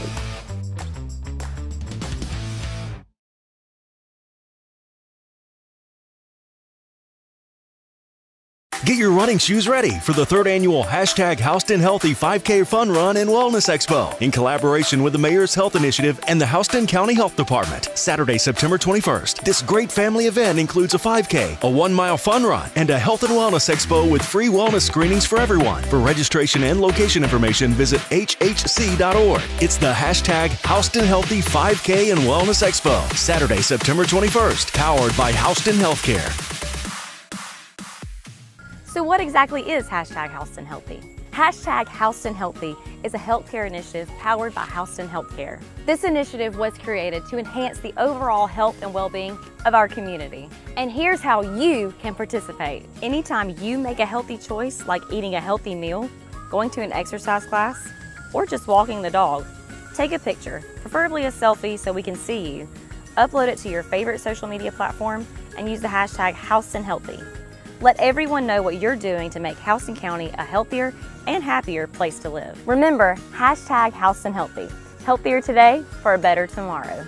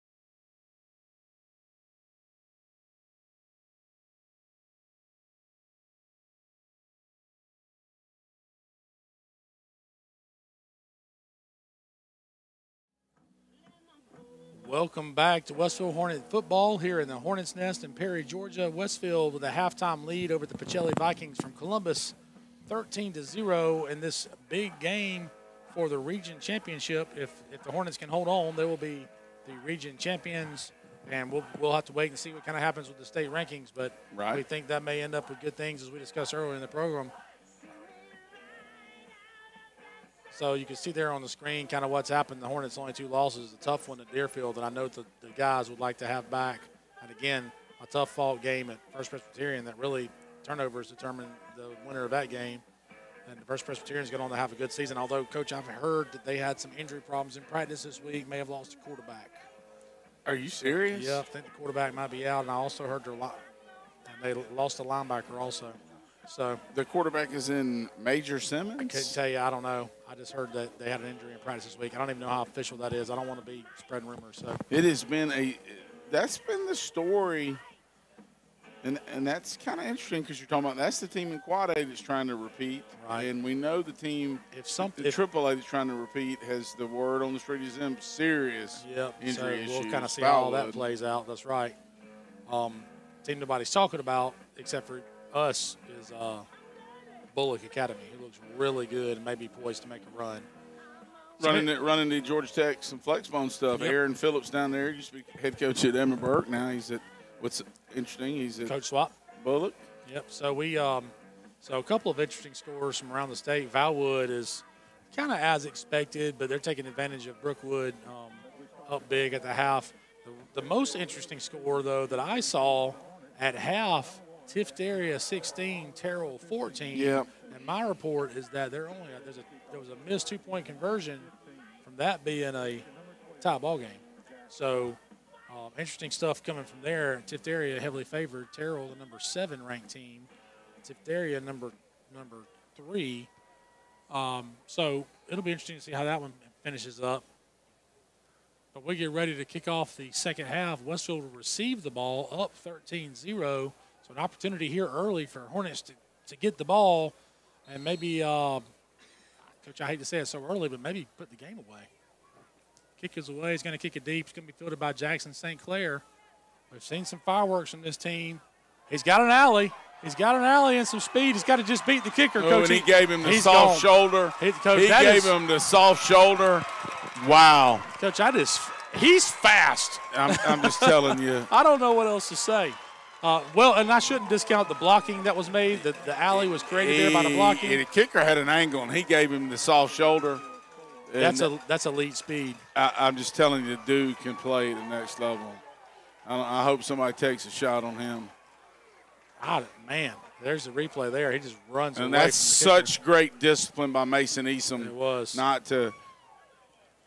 Yep, could have easily kind of given that guy a shove. Y'all can say what you want to, but at this point in tonight's programming, that's what I'm going to bring up. Those 2 guys running at the end, what team were they on? 2 of the what? Oh, yeah. State champion. Oh, and GIA record holding. 41.93. And look, there were no chumps that they replaced on the state record either. That was a Frederica team that had 2 dudes that went to Auburn, and one of them playing in the league right now. Looks like Coach Campbell's going to try to chase those points we got from the missed PAT earlier. Yep. Can't blame him. And honestly, at this point in the season, you kind of like practicing this stuff. Yep. Not saying this game's over, but it's. So Mason Easom across the formation. Going to pump, looking for the slant route to Stone St. Clair. Didn't work out. Yeah, we kind of had a bubble slant scheme off some. So I would. 2-point try, no good. Why do you. St. Clair, we've talked, he had a great return game against Deerfield. There's been other games. I would never kick to him. Nope, ever. And it probably shows. And look, maybe the coach is confident in his guys, but you got to wonder about that scouting. I never kick to him. No, he has got elite speed. So really saw it there. It's like it's one of those things you're watching it live, and it feels like the fast forward button's being held down. He's got hip flexibility. He runs so he's leg 3 on that 4x1 team. Well, there's fast. There's Trey Hardy was the second leg. You kind of want that tall, long guy to run the straightaway. It doesn't have to be super hip flexibility, but all your curve runners, they got some water bug in them, and just their So I'd love to sit here and say, Quick oh, twitch. he's a 4 whatever guy, but I think, and I don't know what his 40 time is. He's been timed. He wasn't happy with his time, but I don't know what that meant as far as what he expected. But all I know is fast, and he's fast. Johnson with a great deep kick high in the air. Is he going to go out of bounds? Oh, he's going to be It so is- thrilled Oh, in the end zone. It's in the end zone. Look That's that's a touchback. That is a touchback. Wow, And what he's a holding. kick. Yeah, Brock's I see holding it. his hands up. Yeah, that's awesome. The ball landed on about the 6-yard line and tumbled into the end zone just across the pylon. Coach, you could draw up a more better. How about A mo better. a better kick to cover, and there was no covering because they let it roll through the end zone. Probably wise by the Valwood receiver because he probably thought it was going to go out of bounds. But Can I tell you my 40 time? You know how people say he runs a fofo? I run a fo ever. Yeah, they timed mine with a sundial. They did, yeah. But you are the 4-time reigning Macon County trampoline wrestling. Yeah, that's right. Belly to belly suplex. Right. Dusty Rhodes ain't got nothing on me. The American Dream. Quarterback's going to keep it around the left end. Carter Black a couple of missed tackles, and he's off to the races. I'm not sure we're going to catch him, Coach, unless Win Hoots can honk him down, and not going to be able to this time, and we give it right back to him. And, Coach, what the disappointing thing there is we had the run fit and just didn't make the tackle. Yeah, Carter looked in position. And look, he's going. Not that it's just on him. 8's fast. 8's a gazelle. Yep. You get a little replay here. It looks like. Yeah, and then we had a perimeter edge player to get kind of washed down. Got to keep his outside. I don't know how he was fitting that. So another attempt here at a field goal. This will be for the extra point. Last time they had problems, the hole still wasn't. They were clean. The kicker's got to get leg. He's smooth. I mean that ball comes off his foot. I wonder if he'll kick to St. Clair. Yeah, that'll be interesting to see here. 19-7 now the score. Really, I guess you could say that Pacelli's gained a point in that deal. But so we are 27 seconds into the second half, and both teams have now scored a touchdown. A little Nick Free sighting on your screen. Coach, Nick Free, is that Joker ever in a bad mood? No, what a great guy, man. He is. He's one of them dudes that you know are going to be successful at whatever he does, just because he ain't never met a stranger. Now, so interesting here as the Hornets return team gets set up. Esom and St. Clair have changed sides. Set the kickoff for the Vikings. St. Clair right? and Esom deep for Westfield. You think that's from? You think Jackson's a little winded? He kind of almost looked like he was maybe for a second saying, "Hey, I might need a breather on this kickoff." Could be. See if he kicks it to him again. They kick it deep again. Well, this is going to be Esom. Another speedy guy, and you can see. Oh no, they called a touchback. Yeah, that was almost a break. a disaster. That was a break. You can see Mason's not as comfortable fielding the kicks. Yeah, I think he thought it was deeper than it was. I think he could have caught that inside the 5. May not have been a good idea to catch it, honestly. I'm impressed with the Pacelli kicker. I mean, he's, I mean, the kick that got returned for a touchdown was a good kick. Play safety. They just got to cover it. Yeah. So, well, sometimes you can out kick. It was a little low when you kick it near the goal line and it's low in high school football. That could be trouble. I mean, it wasn't like low as in miskicked. So the Hornet offense comes out, really have had a successful night other than the one drive from their own goal line. It's been a good night, just a lot of long, slow, steady drives. Really haven't taken any deep shots at all. You got to wonder if that's going to change as the night goes on. First play, going to throw it out to the flats again. That is Esom, I believe, right, on the little bubble. Yep, Mason Esom. Well, he's been sure-handed, hasn't he? Yep. Had a big catch to kind of win the game last week versus Brookstone. You see there, just motion Esom around the quarterback, behind the quarterback. Perfectly thrown ball. Just a little swing pass is all that is. You got to throw that ball out in front of the receiver, just so he doesn't have to turn around and slow his progress. So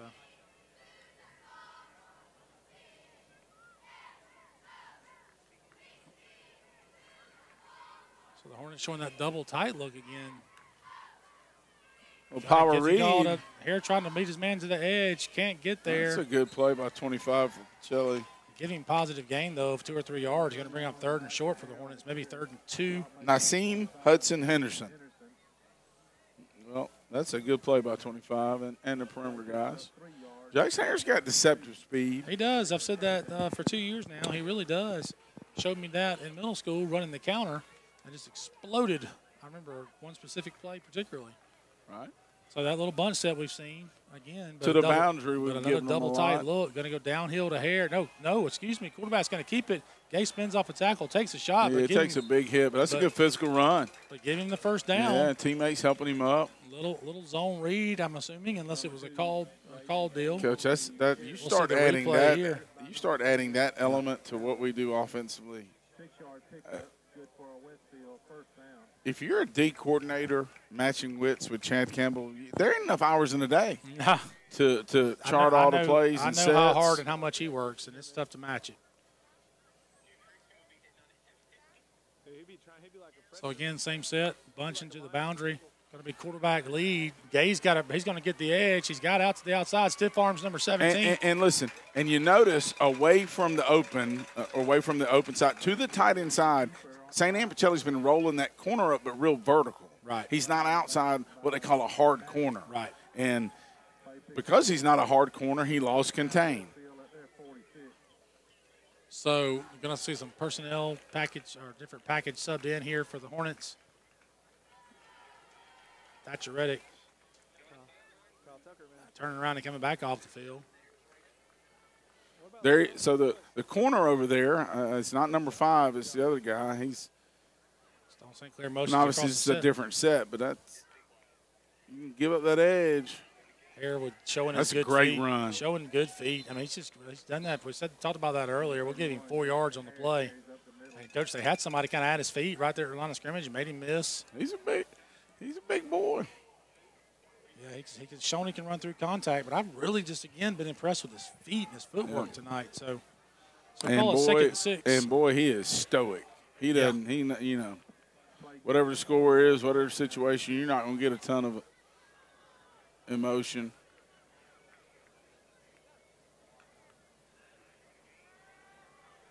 Gay keeps it. He's off the right side. He's out to the races. Can he outrun the defense? Coach, I think he's going to make it. Gay for 6, but there is a flag down. There's a flag down about 5 yards past the line of scrimmage. Coach Campbell ain't happy. He is not happy about it. They're going to get us for a hold.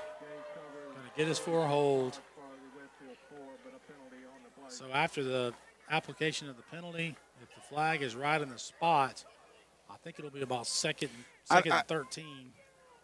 I'm not doubting. I'd be interested to see who it was on. What I don't like,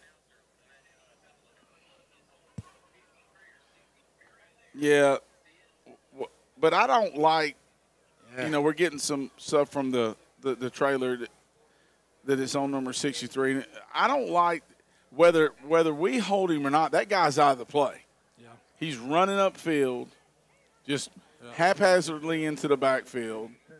And to me, whether we grabbed a little jersey there, it does not influence the play because he's already running upfield. But you got to have a discipline not to do it anyway. You're right, 100%. I don't know if we held, though. I mean, our hands were inside. So that brings up 2nd and 12 now for the Hornets. I mean, actually back us back. I mean, that's the point of running kickouts and counter trays. People just fly upfield.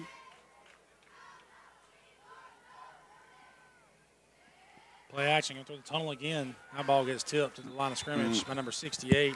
The worst thing about that, it kind of stops the clock. And there's no 68 on my roster, Coach. You have a 68 on your roster? On my rooster, I do not. Or is that 58? Did I misread it? I have 58, yeah. Keon Williams. Maybe it is 58. No. 52? I can't read their numbers. Jack Danley, maybe that's who that is. The 2 is, their numbers are kind of in a weird font. It was the right defensive end. I know that much. 3rd down and 12 now. Gonna throw the wheel route to St. Clair. Oh, he makes a play, a great play on the ball. And that's a first down. Stone St. Clair, not Jackson this time. Stone with the big play. Brothers St. Clair. And what a good ball. Perfectly thrown ball. Perfectly thrown, and Jackson made a great play on the ball. Let's see if we have a replay Stone. there. Stone, sorry, it was Stone. No replay there, but yeah, sorry about that. Stone, that was definitely Stone making the play. The slot running the wheel. There's the play there. You won't see the route. You see the very end of the play. Catches, kind of shields the defender from the ball. Good job there. That is a big play in this game. There's that bunch set again. It's an overlook, Coach. Got the bunch to the tight end side. Now, Coach Campbell's going to check the play, or he's actually making a timeout right here. He does. So with 7 minutes left in the third quarter, which has been action-packed, it's timeout Westfield. Let's take a quick timeout with them here. Let's hear a quick word from our sponsors here in the Mid-Georgia Sports. Georgia Alabama Sports Live is proud to partner with one of our presenting sponsors, Buffalo Rock. And without this partnership, it would be hard to be able to live stream all the different sporting events at high schools, colleges, and local professional teams every single week like we do. So we thank Buffalo Rock for their support of Georgia Alabama Sports Live. And next time you're watching a Georgia Alabama Sports Live broadcast, make sure you're drinking a nice, refreshing Pepsi. Delicious. Thank you to Buffalo Rock and Pepsi. Football is back, and the only thing that makes it better is some delicious food from Zaxby's. They're a proud sponsor of Georgia Alabama Sports Live. And I can tell you that everyone on this team loves their chicken. Get all the favorites, such as their signature chicken sandwich, or try the new chicken finger tacos with your favorite drink from Amazing. Welcome back to Marvin Arrington Stadium at Ronnie Jones Field, otherwise known as the Hornets' Nest, as Westfield and Pacelli are tying up here in the regular season finale. Region game, region title on the line. 1st and 10 for the Hornets. They're going to get a little toss jet sweep to Jackson St. Clair. And that's to that rolled up corner. He doesn't quite get the edge, but he may have enough for the first down. And the corner's so tucked inside and not setting an edge. Check the spot. It's going to be close. They may call him out a little short. Looks like they are going to. Nope, they're saying first down now. They're moving the chains. So. Gain is 10 and a Hornet first down.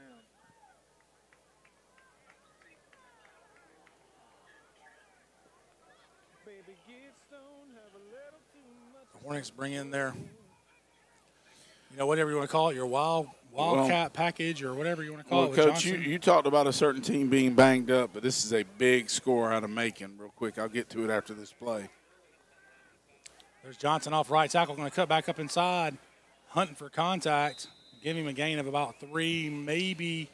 I don't think he got 4. Let's say 3, 2nd and 7 now. What you got out of Macon, Your Coach? big score out of Macon in a huge rivalry game for the region championship. Oh, I'm thinking Tattnall FPD coming. Tattnall 20, FPD 3 at the half. I think what I heard may be true. Don't know where that game is. I want to say that is at Tattnall tonight because they played at FPD last year.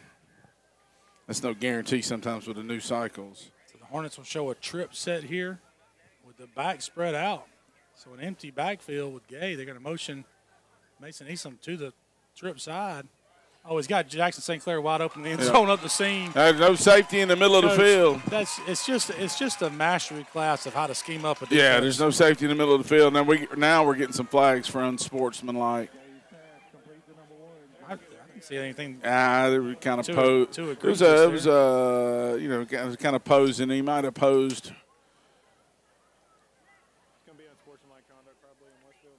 Tell you what, have a night, Jackson St. Clair. I know quarterback Braden Gay has had a good night as well, but Coach Stacy Harden is not happy about the penalty. Are they gonna?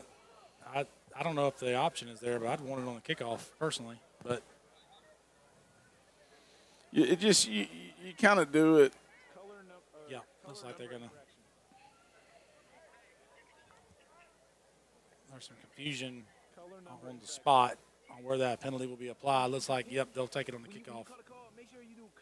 And the extra point will be from the 3. Hornets are going for 2 to try to chase some of those points. Oh, no, never mind. I'll take that back. They are kicking the extra point.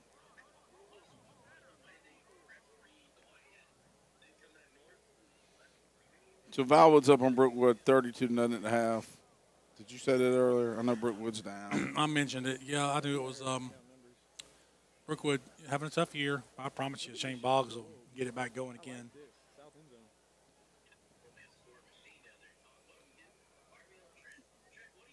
So I had to take time there for the referee to write down who the personal foul was on, or the unsportsmanlike, rather.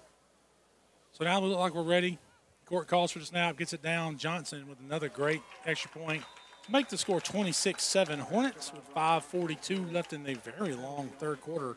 The game has just slowed down to a crawl. So Hornets will now kick off. You know, Can Brock Johnson live up to the standard of the touchback now? And this is interesting how the ref just went ahead and gave him, or maybe he's carrying the ball up. Normally they'll just give it to you out there. Yeah, I guess we are going to be back up 15 yards, so the touchback probably out of the picture now without a really heavy roll.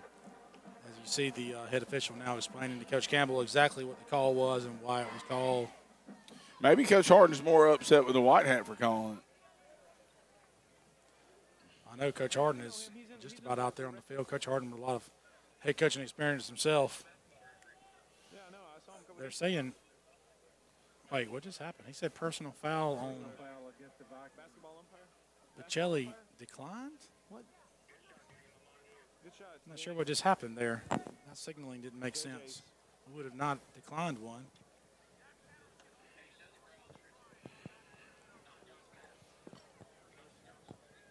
Camera just auto locks onto him, man. Dude, he just looked at the camera, dude.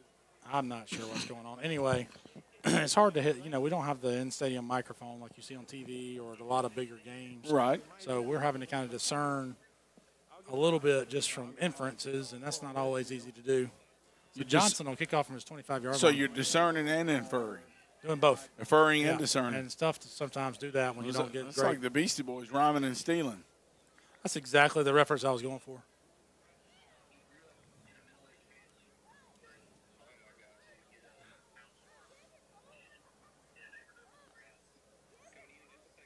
Oh, gosh. What's that from, Brett?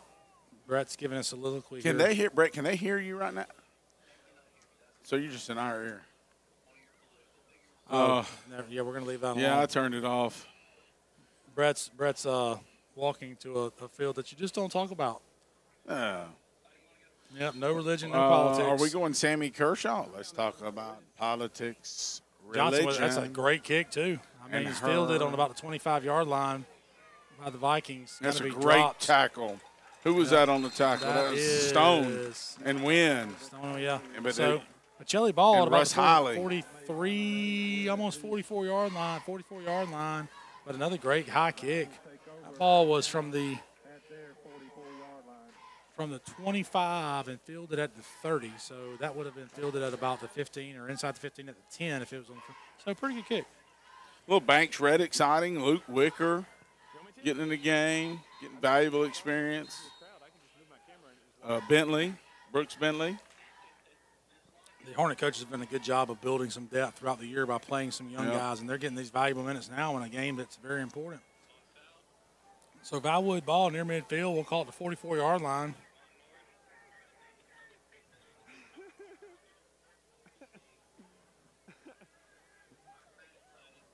So the ball's going downhill to the running back coach. That is a different back, and he's met maybe after a gain of a yard. Banks Reddick in on the action. Stood up by a host of Hornets. Banks flexing out there after the big play. Banks having, spat his shoes a little bit. That's what athletic guys do. Yep, athlete. Little swag.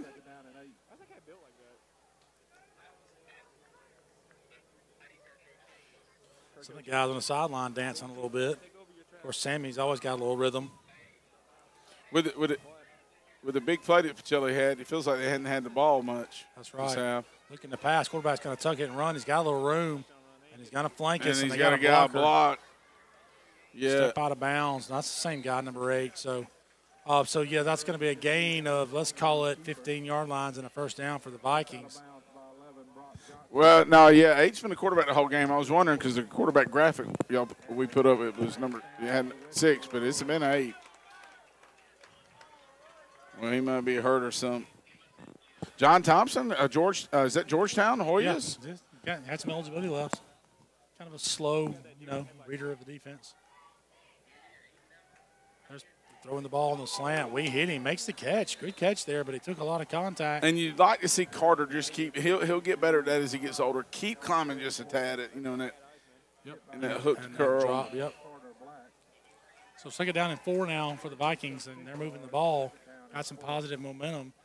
Hornets comfortably ahead by 19, ticking down to under 4.5 minutes left in the third quarter.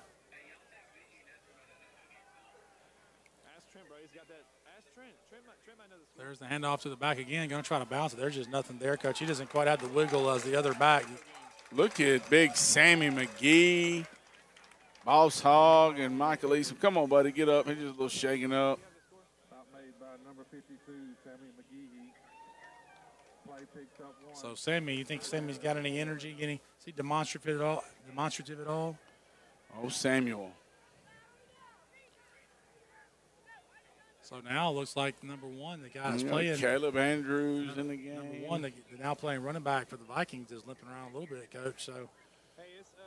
Yeah, our defensive line and our, linebacker play. Thatcher Reddick's obviously very seasoned. And Thatcher Reddick's playing at an all-state level to me. A little bit interesting to see how that works out. At level 2, you match Thatcher Reddick's ability at a linebacker with the progress that our D-line has made, and that's a pretty good defensive box. And obviously Carter doesn't play like a freshman. Going to get a timeout here for the Vikings to try to get in the right play. They know they need points on this drive on third down.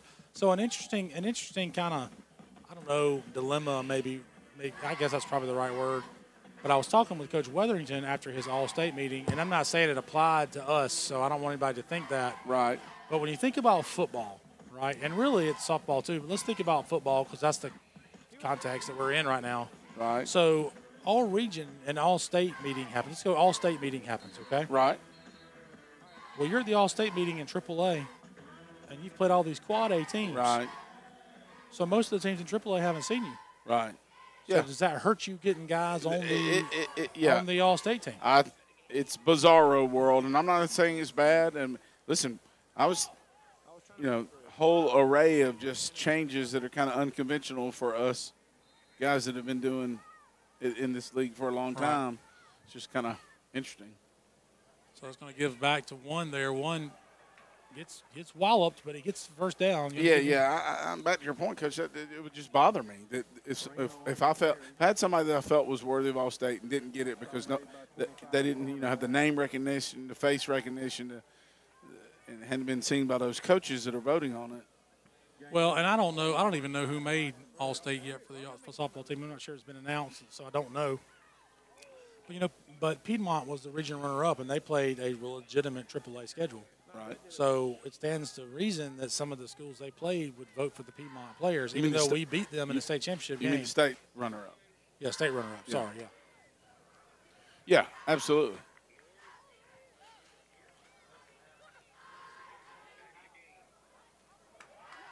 The Hornets eat that run up. Brett just reminded me that Piedmont was the 1 seed going into the playoffs. And to be fair, Westfield was a 3, and Westfield didn't have the – I'll say it now because they're the state champs, but we didn't have the regular season that we are accustomed to. But as we worked through some things and had a few injuries we had to battle through. But, man, I'll tell you what, when those Lady Hornets get to Columbus, they know what to do. That W culture. Quarterback's going to keep that around the edge. We got it bottled up. That's a really good job by Waller over there, Grayson Waller. Yep. That is a great play by him, kind of containing that and giving his comrades time to flow. I'll tell you, you kind of mentioned it, but it's been impressive all year, but I'm just happen to be noticing some of the defense is playing really well right now. And it just seems like we get multiple green jerseys around the ball every play, don't we? Yeah. Listen, I think you play hard when you have a lot invested. And this coaching staff asks a lot of time. They do a lot of walkthroughs. They do, it's the game of football has changed and the amount of time that you put in. And I just think it's clear. Throwing the fade ball, Win Hoots is going to eat that up, and he does. Yeah. Interception at the 4-yard line. He's a dog. You throw that ball up, and 8's going to get it. You give a 50-50 ball to Win Hoots. And that ain't even. And it's going I don't to even win know that battle. That's 50-50. No, he let him too far inside. Yeah, that's just a. I can see why Pacelli doesn't throw it much. Yeah, don't let Win Hoots show his receiver skills. Hey, Coach Fowler, I'm actually on the broadcast now, but back to your point about Westfield in softball playing so well when they get over to Columbus. Talked to a coach while we were over there. We were actually streaming for GIAA. They talked about that very thing. They're like, that team right there, they know how to win, and they're used to doing it over here. And it showed last weekend. Yeah, 100%. I think that's and you know Sean Knowles, whose daughter's one just graduated, obviously, and the other is a little older, obviously, but Marina and what am I doing? Carly. Yeah, sorry, Carly. Oh, now we got some extracurriculars going on. And that's where people have to. You get thrown out. You can't play in the next game.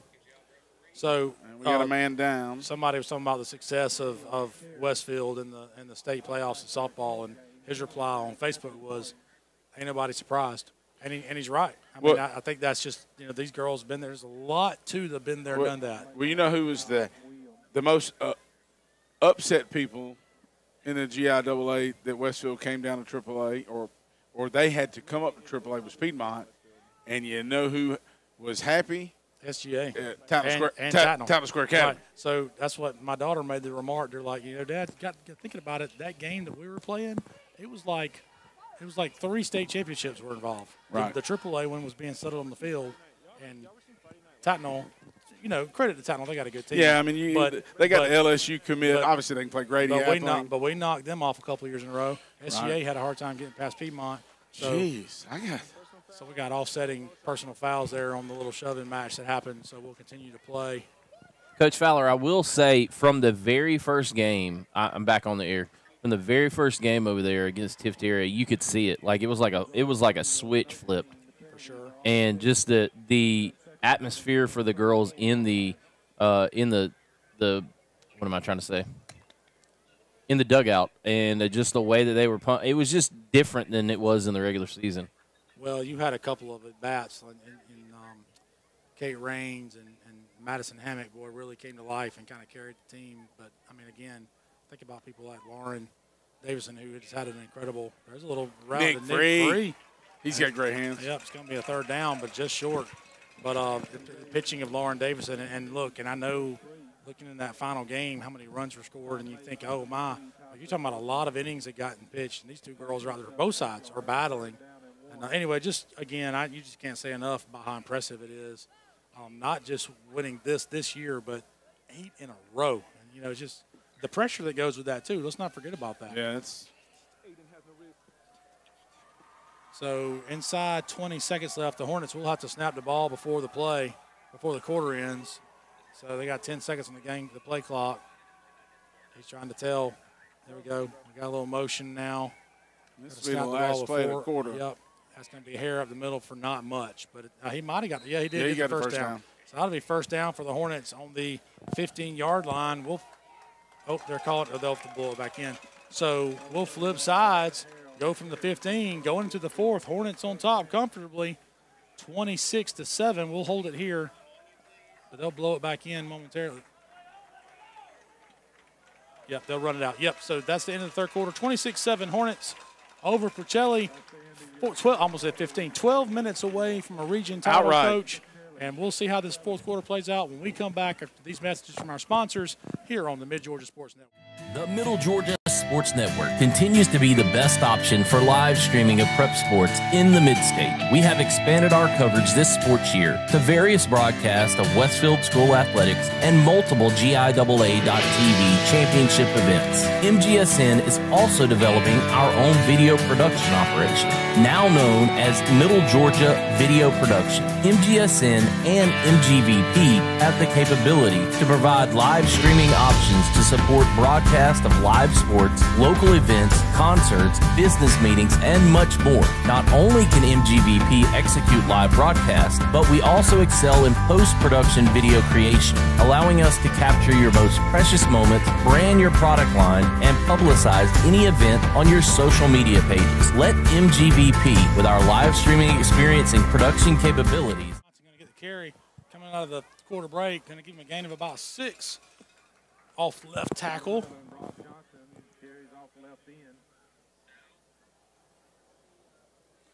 Make it 7. Might have shorted him a yard. I imagine, Coach Farmer, you'll see Coach Campbell just take the air out of it. Yeah. So, Brett, I was trying to ask Coach Fowler, was there a quad A last year when Westville won it in softball? So there were only 3 classes last year. We So were this in the was highest class. This is the first year there's another a 4A. Yes, for softball. For softball. They're going to go up the middle, and then they're going to swallow that up. And the ball comes loose. I guess I thought they had blown it dead, but they did not. Johnson does get back on the ball after it got stripped loose. They'll back him up 5 yards.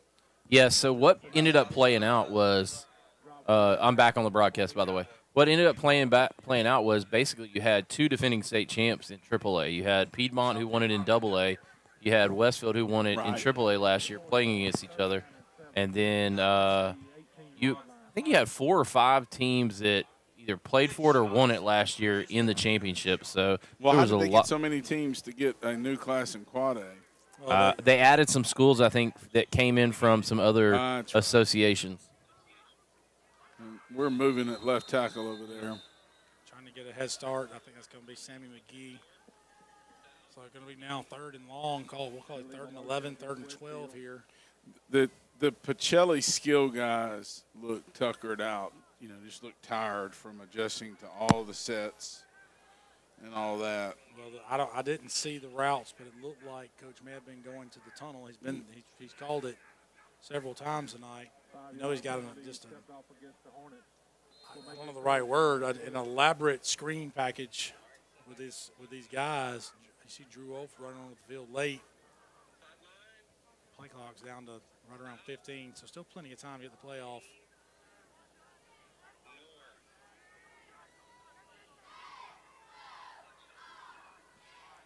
So got a motion. And there's the tight end up the seam. There's the tight end up the seam. That's Drew Olf on the carry. They're going to catch him from behind. Drew Olf on his first catch of the year. And you've been calling for it all night, Coach. He finally hits it, and we'll give him a gain of they 30. They don't have enough to cover the perimeter stuff and the vertical routes. He kind of fit that throw in a window. It was really nicely done.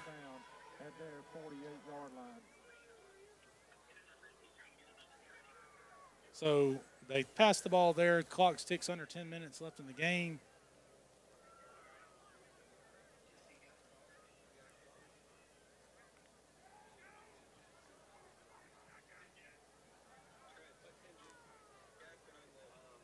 So double tight set here for the Hornets. Got to snap it. Barely got to playoff in time. A little GT power. Nick Free doing a good job fitting up in there blocking. Yep, Hare gets it about, let's say, 4 yards, maybe close to 5, but I would say 4. 2nd and 6 now for the Hornets as they cross midfield, Coach. You feel pretty good with a 19-point lead. Yeah, but what does it also bring up to another thing that's just kind of new that adds nuance is max frames. Right. And margin, but supposedly that's, I know a where you're very about to low go. number that doesn't count, but I don't, who knows. Well, this is an interesting set. Yeah, trips, you don't. You still got. You got 2 tights. Trips. Just getting people out of the box. Just Johnson carrying the ball again. Give him about 4 more, so we'll call it 3rd and a long 1.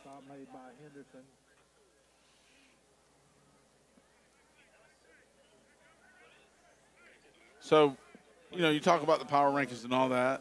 It's a new era in the GHSA too with how they're doing their stuff, 1 through 32.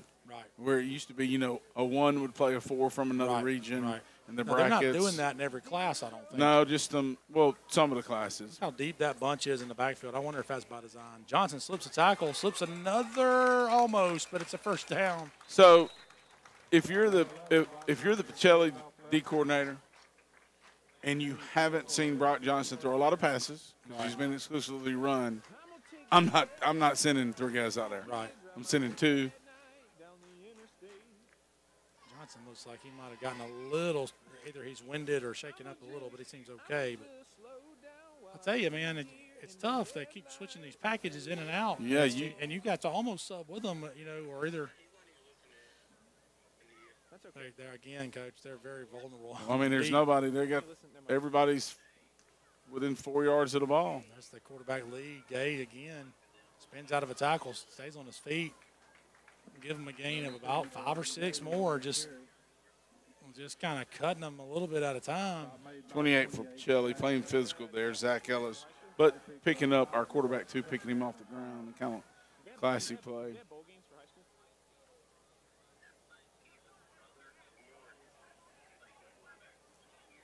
Yep. Cam Ellis, probably related to 28 possibly, Brett's telling us. I don't know if Brett's on. I don't know when you're on and when you're not, Brett.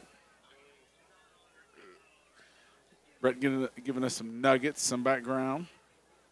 Carter Black on offense, Coach. Yeah, got that little singing wing look. Got to get the snap off. Going to get a delay. Coach has to pop a timeout to save the 5-yard penalty. There was a little bit of confusion about what the play was there. No, we got a timeout, so we had all 3 in our pocket, so we're good. Still with 2 left, 6.5 minutes left in the game. And Coach, this is just a what I used to, and I've used this term before on air, but it was one of the things Paul Johnson has done throughout his career at Georgia Southern Navy, Georgia Tech, everywhere he's been. I call it the Paul Johnson death march.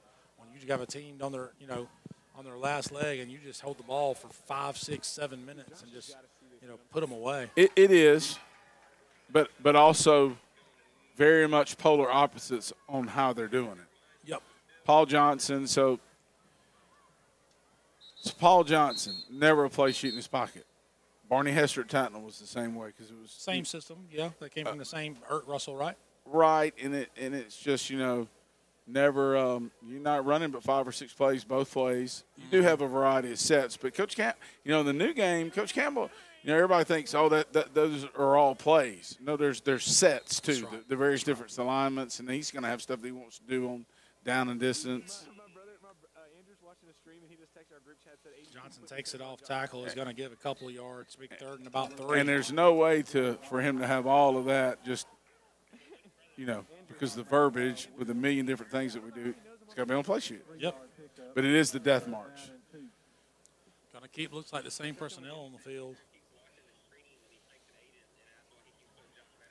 Plenty of time on the play clock, and he's working the clock down. For Johnson here, you want to kind of hold it until you get inside maybe 5 seconds to snap it. We don't talk a lot about these guys, but think about Law Leonard, how accurate he's been with the snaps all year. Yep.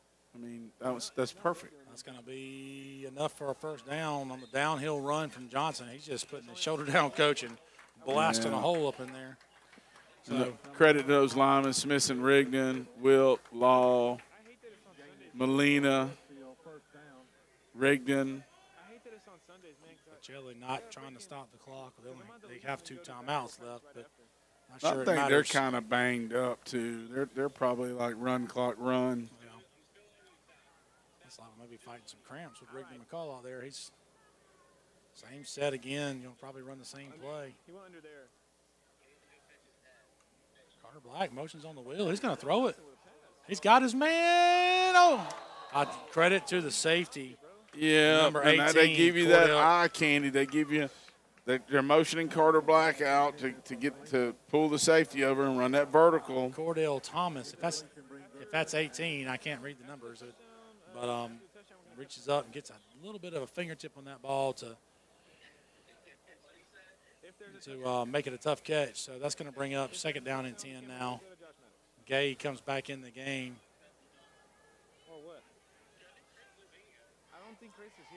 Again, nobody in the middle of the field. They're playing with fire here. St. Clair motions across the formation and is now going to go back. And they're going to throw the wheel to him, I think. They are. And that. Good ball there from that Gay. Oof. I thought he's spinning. The guys in the truck were celebrating mid-pass. See how close that actually was. So We get a good look you here. see, obviously, Pacelli's in man-to-man Yeah, just a because little overthrown. A little more air under it might have been good. you see Pacelli's in man-to-man because the guy's going with motion, Yep. and then St. Clair goes back and Yep. he's shadowing That's a him. tell, isn't it? Yeah, and you can't. How you going to defend that? Well, and the beauty You're of that it close to is the they're ball. trying to get that guy to overcommit and then put full speed. But he's going also back. 4 yards off the line of scrimmage. Right. He can't run with the wheel. Now he's going to throw the same route again. Throws it up this time. I think that ball. That was kind of alligator arms. Maybe should have gotten caught there by Stone St. Clair. He's kind of patting himself on the helmet because he knows he should have caught it. Do you try the long field goal here, Coach? Because he got this much leg. I do for practice. 42 yards. I don't. Looks if like it's he's sending them on. I don't know if it's a 2-score game because I don't want any block Yep. mishaps. But Yep. with a 3-score game, this is practice. This will be a career long from Johnson from 42. I don't know how long the kick was last week at Brookstone. It was 38 maybe. So we'll call it actually 43 after he puts the tee down. Yeah, as a recovering kicker, I'm gonna From the right hash. Get over here where I can see this. Got to get the whole operation right. Snap and hold. Snap's good. Holds down. Kick is up, but he didn't get all of it. Yeah, he hit that in the middle, and that's the old kind of pull your head up. You kind of just want to know how you got to cover the ball and The best thing about that drive, though, Coach, is all the time that tick. all the time they burned off the clock. So Pacelli will take over. I think on the 20, the ball went into the end zone, right? So that's an interesting rule about. We haven't seen that happen much here at Westfield, but if your field goal attempt goes into the end zone, it counts as a touchback. Yeah, I don't like that. Yeah, I don't like it either. I don't think that. But you don't see it hardly ever. But yeah, so that's comes out to the 20-yard line. So it really is an advantage to the kicking team. Yeah, it's not as much risk. So let's see if Pacelli tries to open it up or they just try to stay with the same offense. Hornets have 7 in the box, expecting the run, and they get it. And that's And a great Mikey play. Easom. Michael Easom in the hole. You know, in our 7 people in the box defensive alignment, he's playing some linebacker. Looks He like is, Sam and or Will. Yeah, I think he. He's the Will. They qualify him as a nickel in the base set, but yeah, you're right. He walks down inside when they get a run look. I can't find him, bro. Clearly doesn't mind being physical to make the play there. I don't see him, dude. So Pacelli taking their time to get the call in as we tick down close to 4 minutes left in the game. Yeah, I would imagine he's the so obviously Thatcher's the Mike. Actually, Michael's lining up like he's the Sam. I'll throw it out in the flats and has his man, number 80. Little play action. Number 80 is Caps Green, a junior. Caps. Is that what the kids say? Don't they say that? Cap? Cap. No No lie. cap? No cap? That's a lie, Cap. I thought No they cap said means bruh. no. Bruh. So first down now for the Vikings. Hey, does Westfield win state this year? On their own 30-yard line, or just across it anyway. Taking forever to get the play in, which is quite okay if you're Westfield. Take your time. They'll end up snapping this ball with under 10 seconds left. For somebody that needs to score 3 times, that's not ideal. They're moving in the slot. They try to throw a little quick screen. He's got nowhere to go. Going to be eaten up by, again, Michael Leeson. Boy, A host of Hornets. Thatcher Have we- Reddick, Grayson Waller. Have we called Michael's name a few times tonight or what? Is 9 Drew Keller. 9 is Drew Keller. Yeah.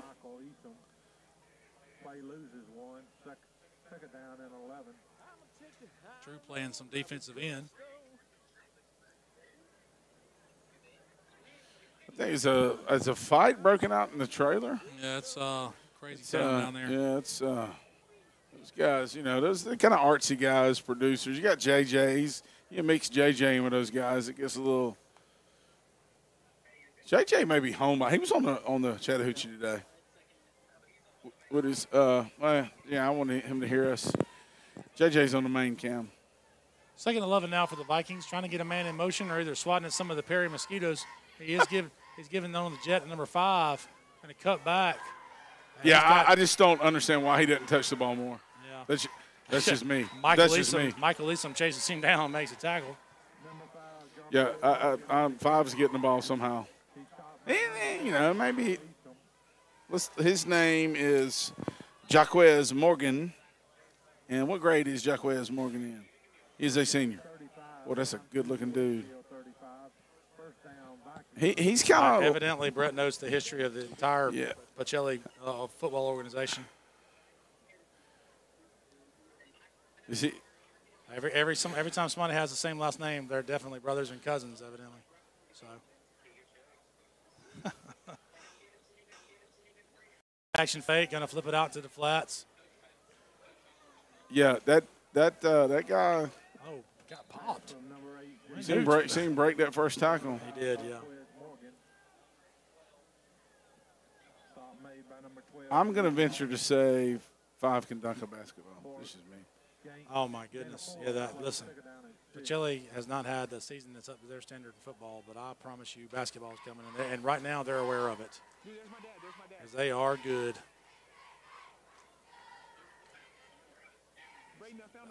A Pacelli aficionado, if you will. And that's a good play by Banks. So 3rd and a long one And now for the Sammy? Vikings with a minute left in the game. Now under. Oh, that wasn't Banks. I'm sorry. Banks is coming on the field now. We got a hockey line change. Banks made that play from the sideline. It's impressive. Look, and those guys hustling off the field. I love it. Look, man, that's cool. 4 D linemen in, 4 come off. And they go right to Coach D, who is their position coach, so he can coach them up and send them back. I love that, Coach. Yep. So Pacelli, again, just taking their sweet time here. Listen. Gonna run it again. Going to spin, break a couple of tackles. He's going to get the first down. Championships are won in D group, Coach. Now they're going to call timeout with 26 seconds left, down 19. Okay, so that's going to be a stoppage in play there for a quick timeout for Pacelli. You know, but you think about it, that in your defensive group, whether it be 20 minutes a day, now, practice schedule, but let's say just your position group work, it's hard in a modern era of football to find good young assistants that'll coach hard in their group. Right. Everybody wants to get the dry fit shirt and wear the gear on Friday night. But not everybody wants to grind it out in their D group and do the unseen work. And it's clear Coach D is doing those things that people don't see, building those relationships with those players and coaching them hard in their group. Coach, 4th quarter. Oh, we got a 40-yard field goal attempt here, Coach. Let's see if Pacelli can snap it this time. Timeout for that, huh? Okay. 4th quarter, Tifteria and Terrell tied at 22. Major implications. Oh, he's got a leg. That's good. Yeah, that guy's pretty good. That's impressive. How long was that field goal, Coach? It's 40, dead on the nose. 40-yarder with leg to spare. And they have to be wondering how does the scope and mentality of this game,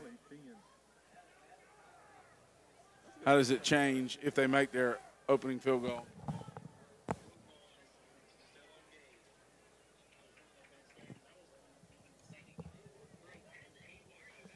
So, what were you saying, Coach Fowler, score? Terrell and Tifteria tied at 22 in the 4th quarter. You reckon Tifteria's kind of, probably had some distractions with the whole Valwood Scuttlebug? Yeah. And how all that kind of makes you wonder. But listen, Bill Murdoch can coach now. Now, I'll tell you what, he sure can. And they always have a few dudes. And he tells great stories at the now it's the GIAA. That's what it truly does best. The coaches clinic. And when you rewind a few years down there with him and Willis Jones holding court, I just went to bed. I just felt like this was couldn't hang with those guys. Talking about Willis Jones or Keith Jones? Well, Willis Jones was there too. Sam Elliott in the flesh.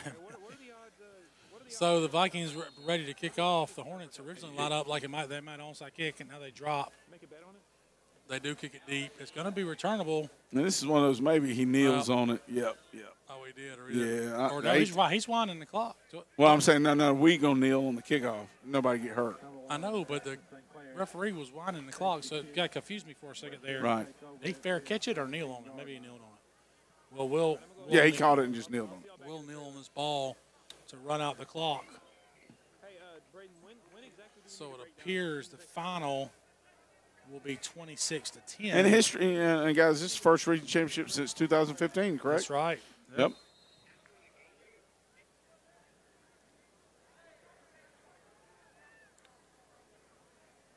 So as Braden Gage is ready to take the snap and take the knee,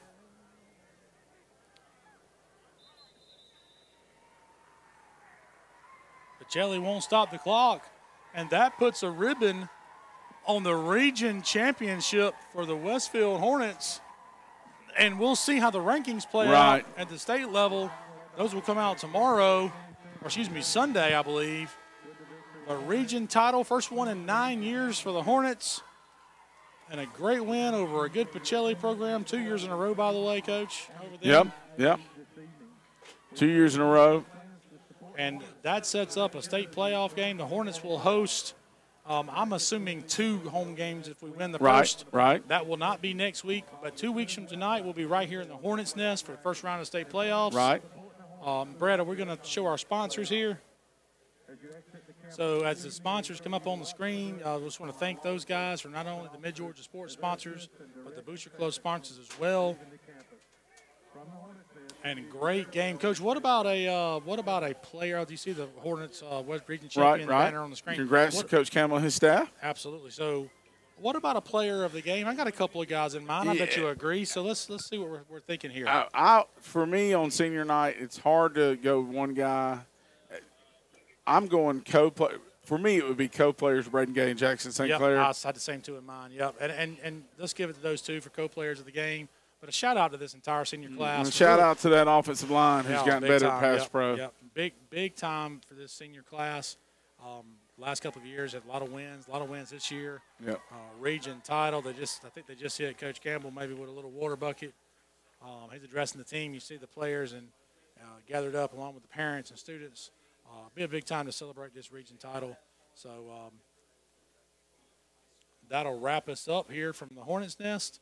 I want to say you can see our sponsors on the screen there: Houston Healthcare, Sonic Restaurants, Titan Farms, and the Westfield School.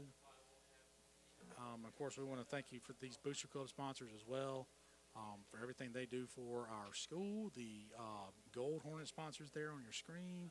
You can see now the next level Green Hornet sponsors.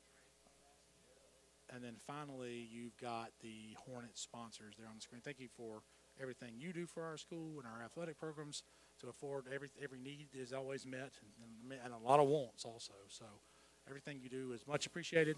Thank you for all of our viewers for turning in. Thank you for all of our sponsors here at Mid-Georgia Sports. You've been watching Hornet Football. We'll see you in 2 weeks here from the Nest. Round 1 of the GIAA AAA state playoffs. Big win for the Hornets tonight, wrapping up the region championship 26-10 over Pacelli. See you next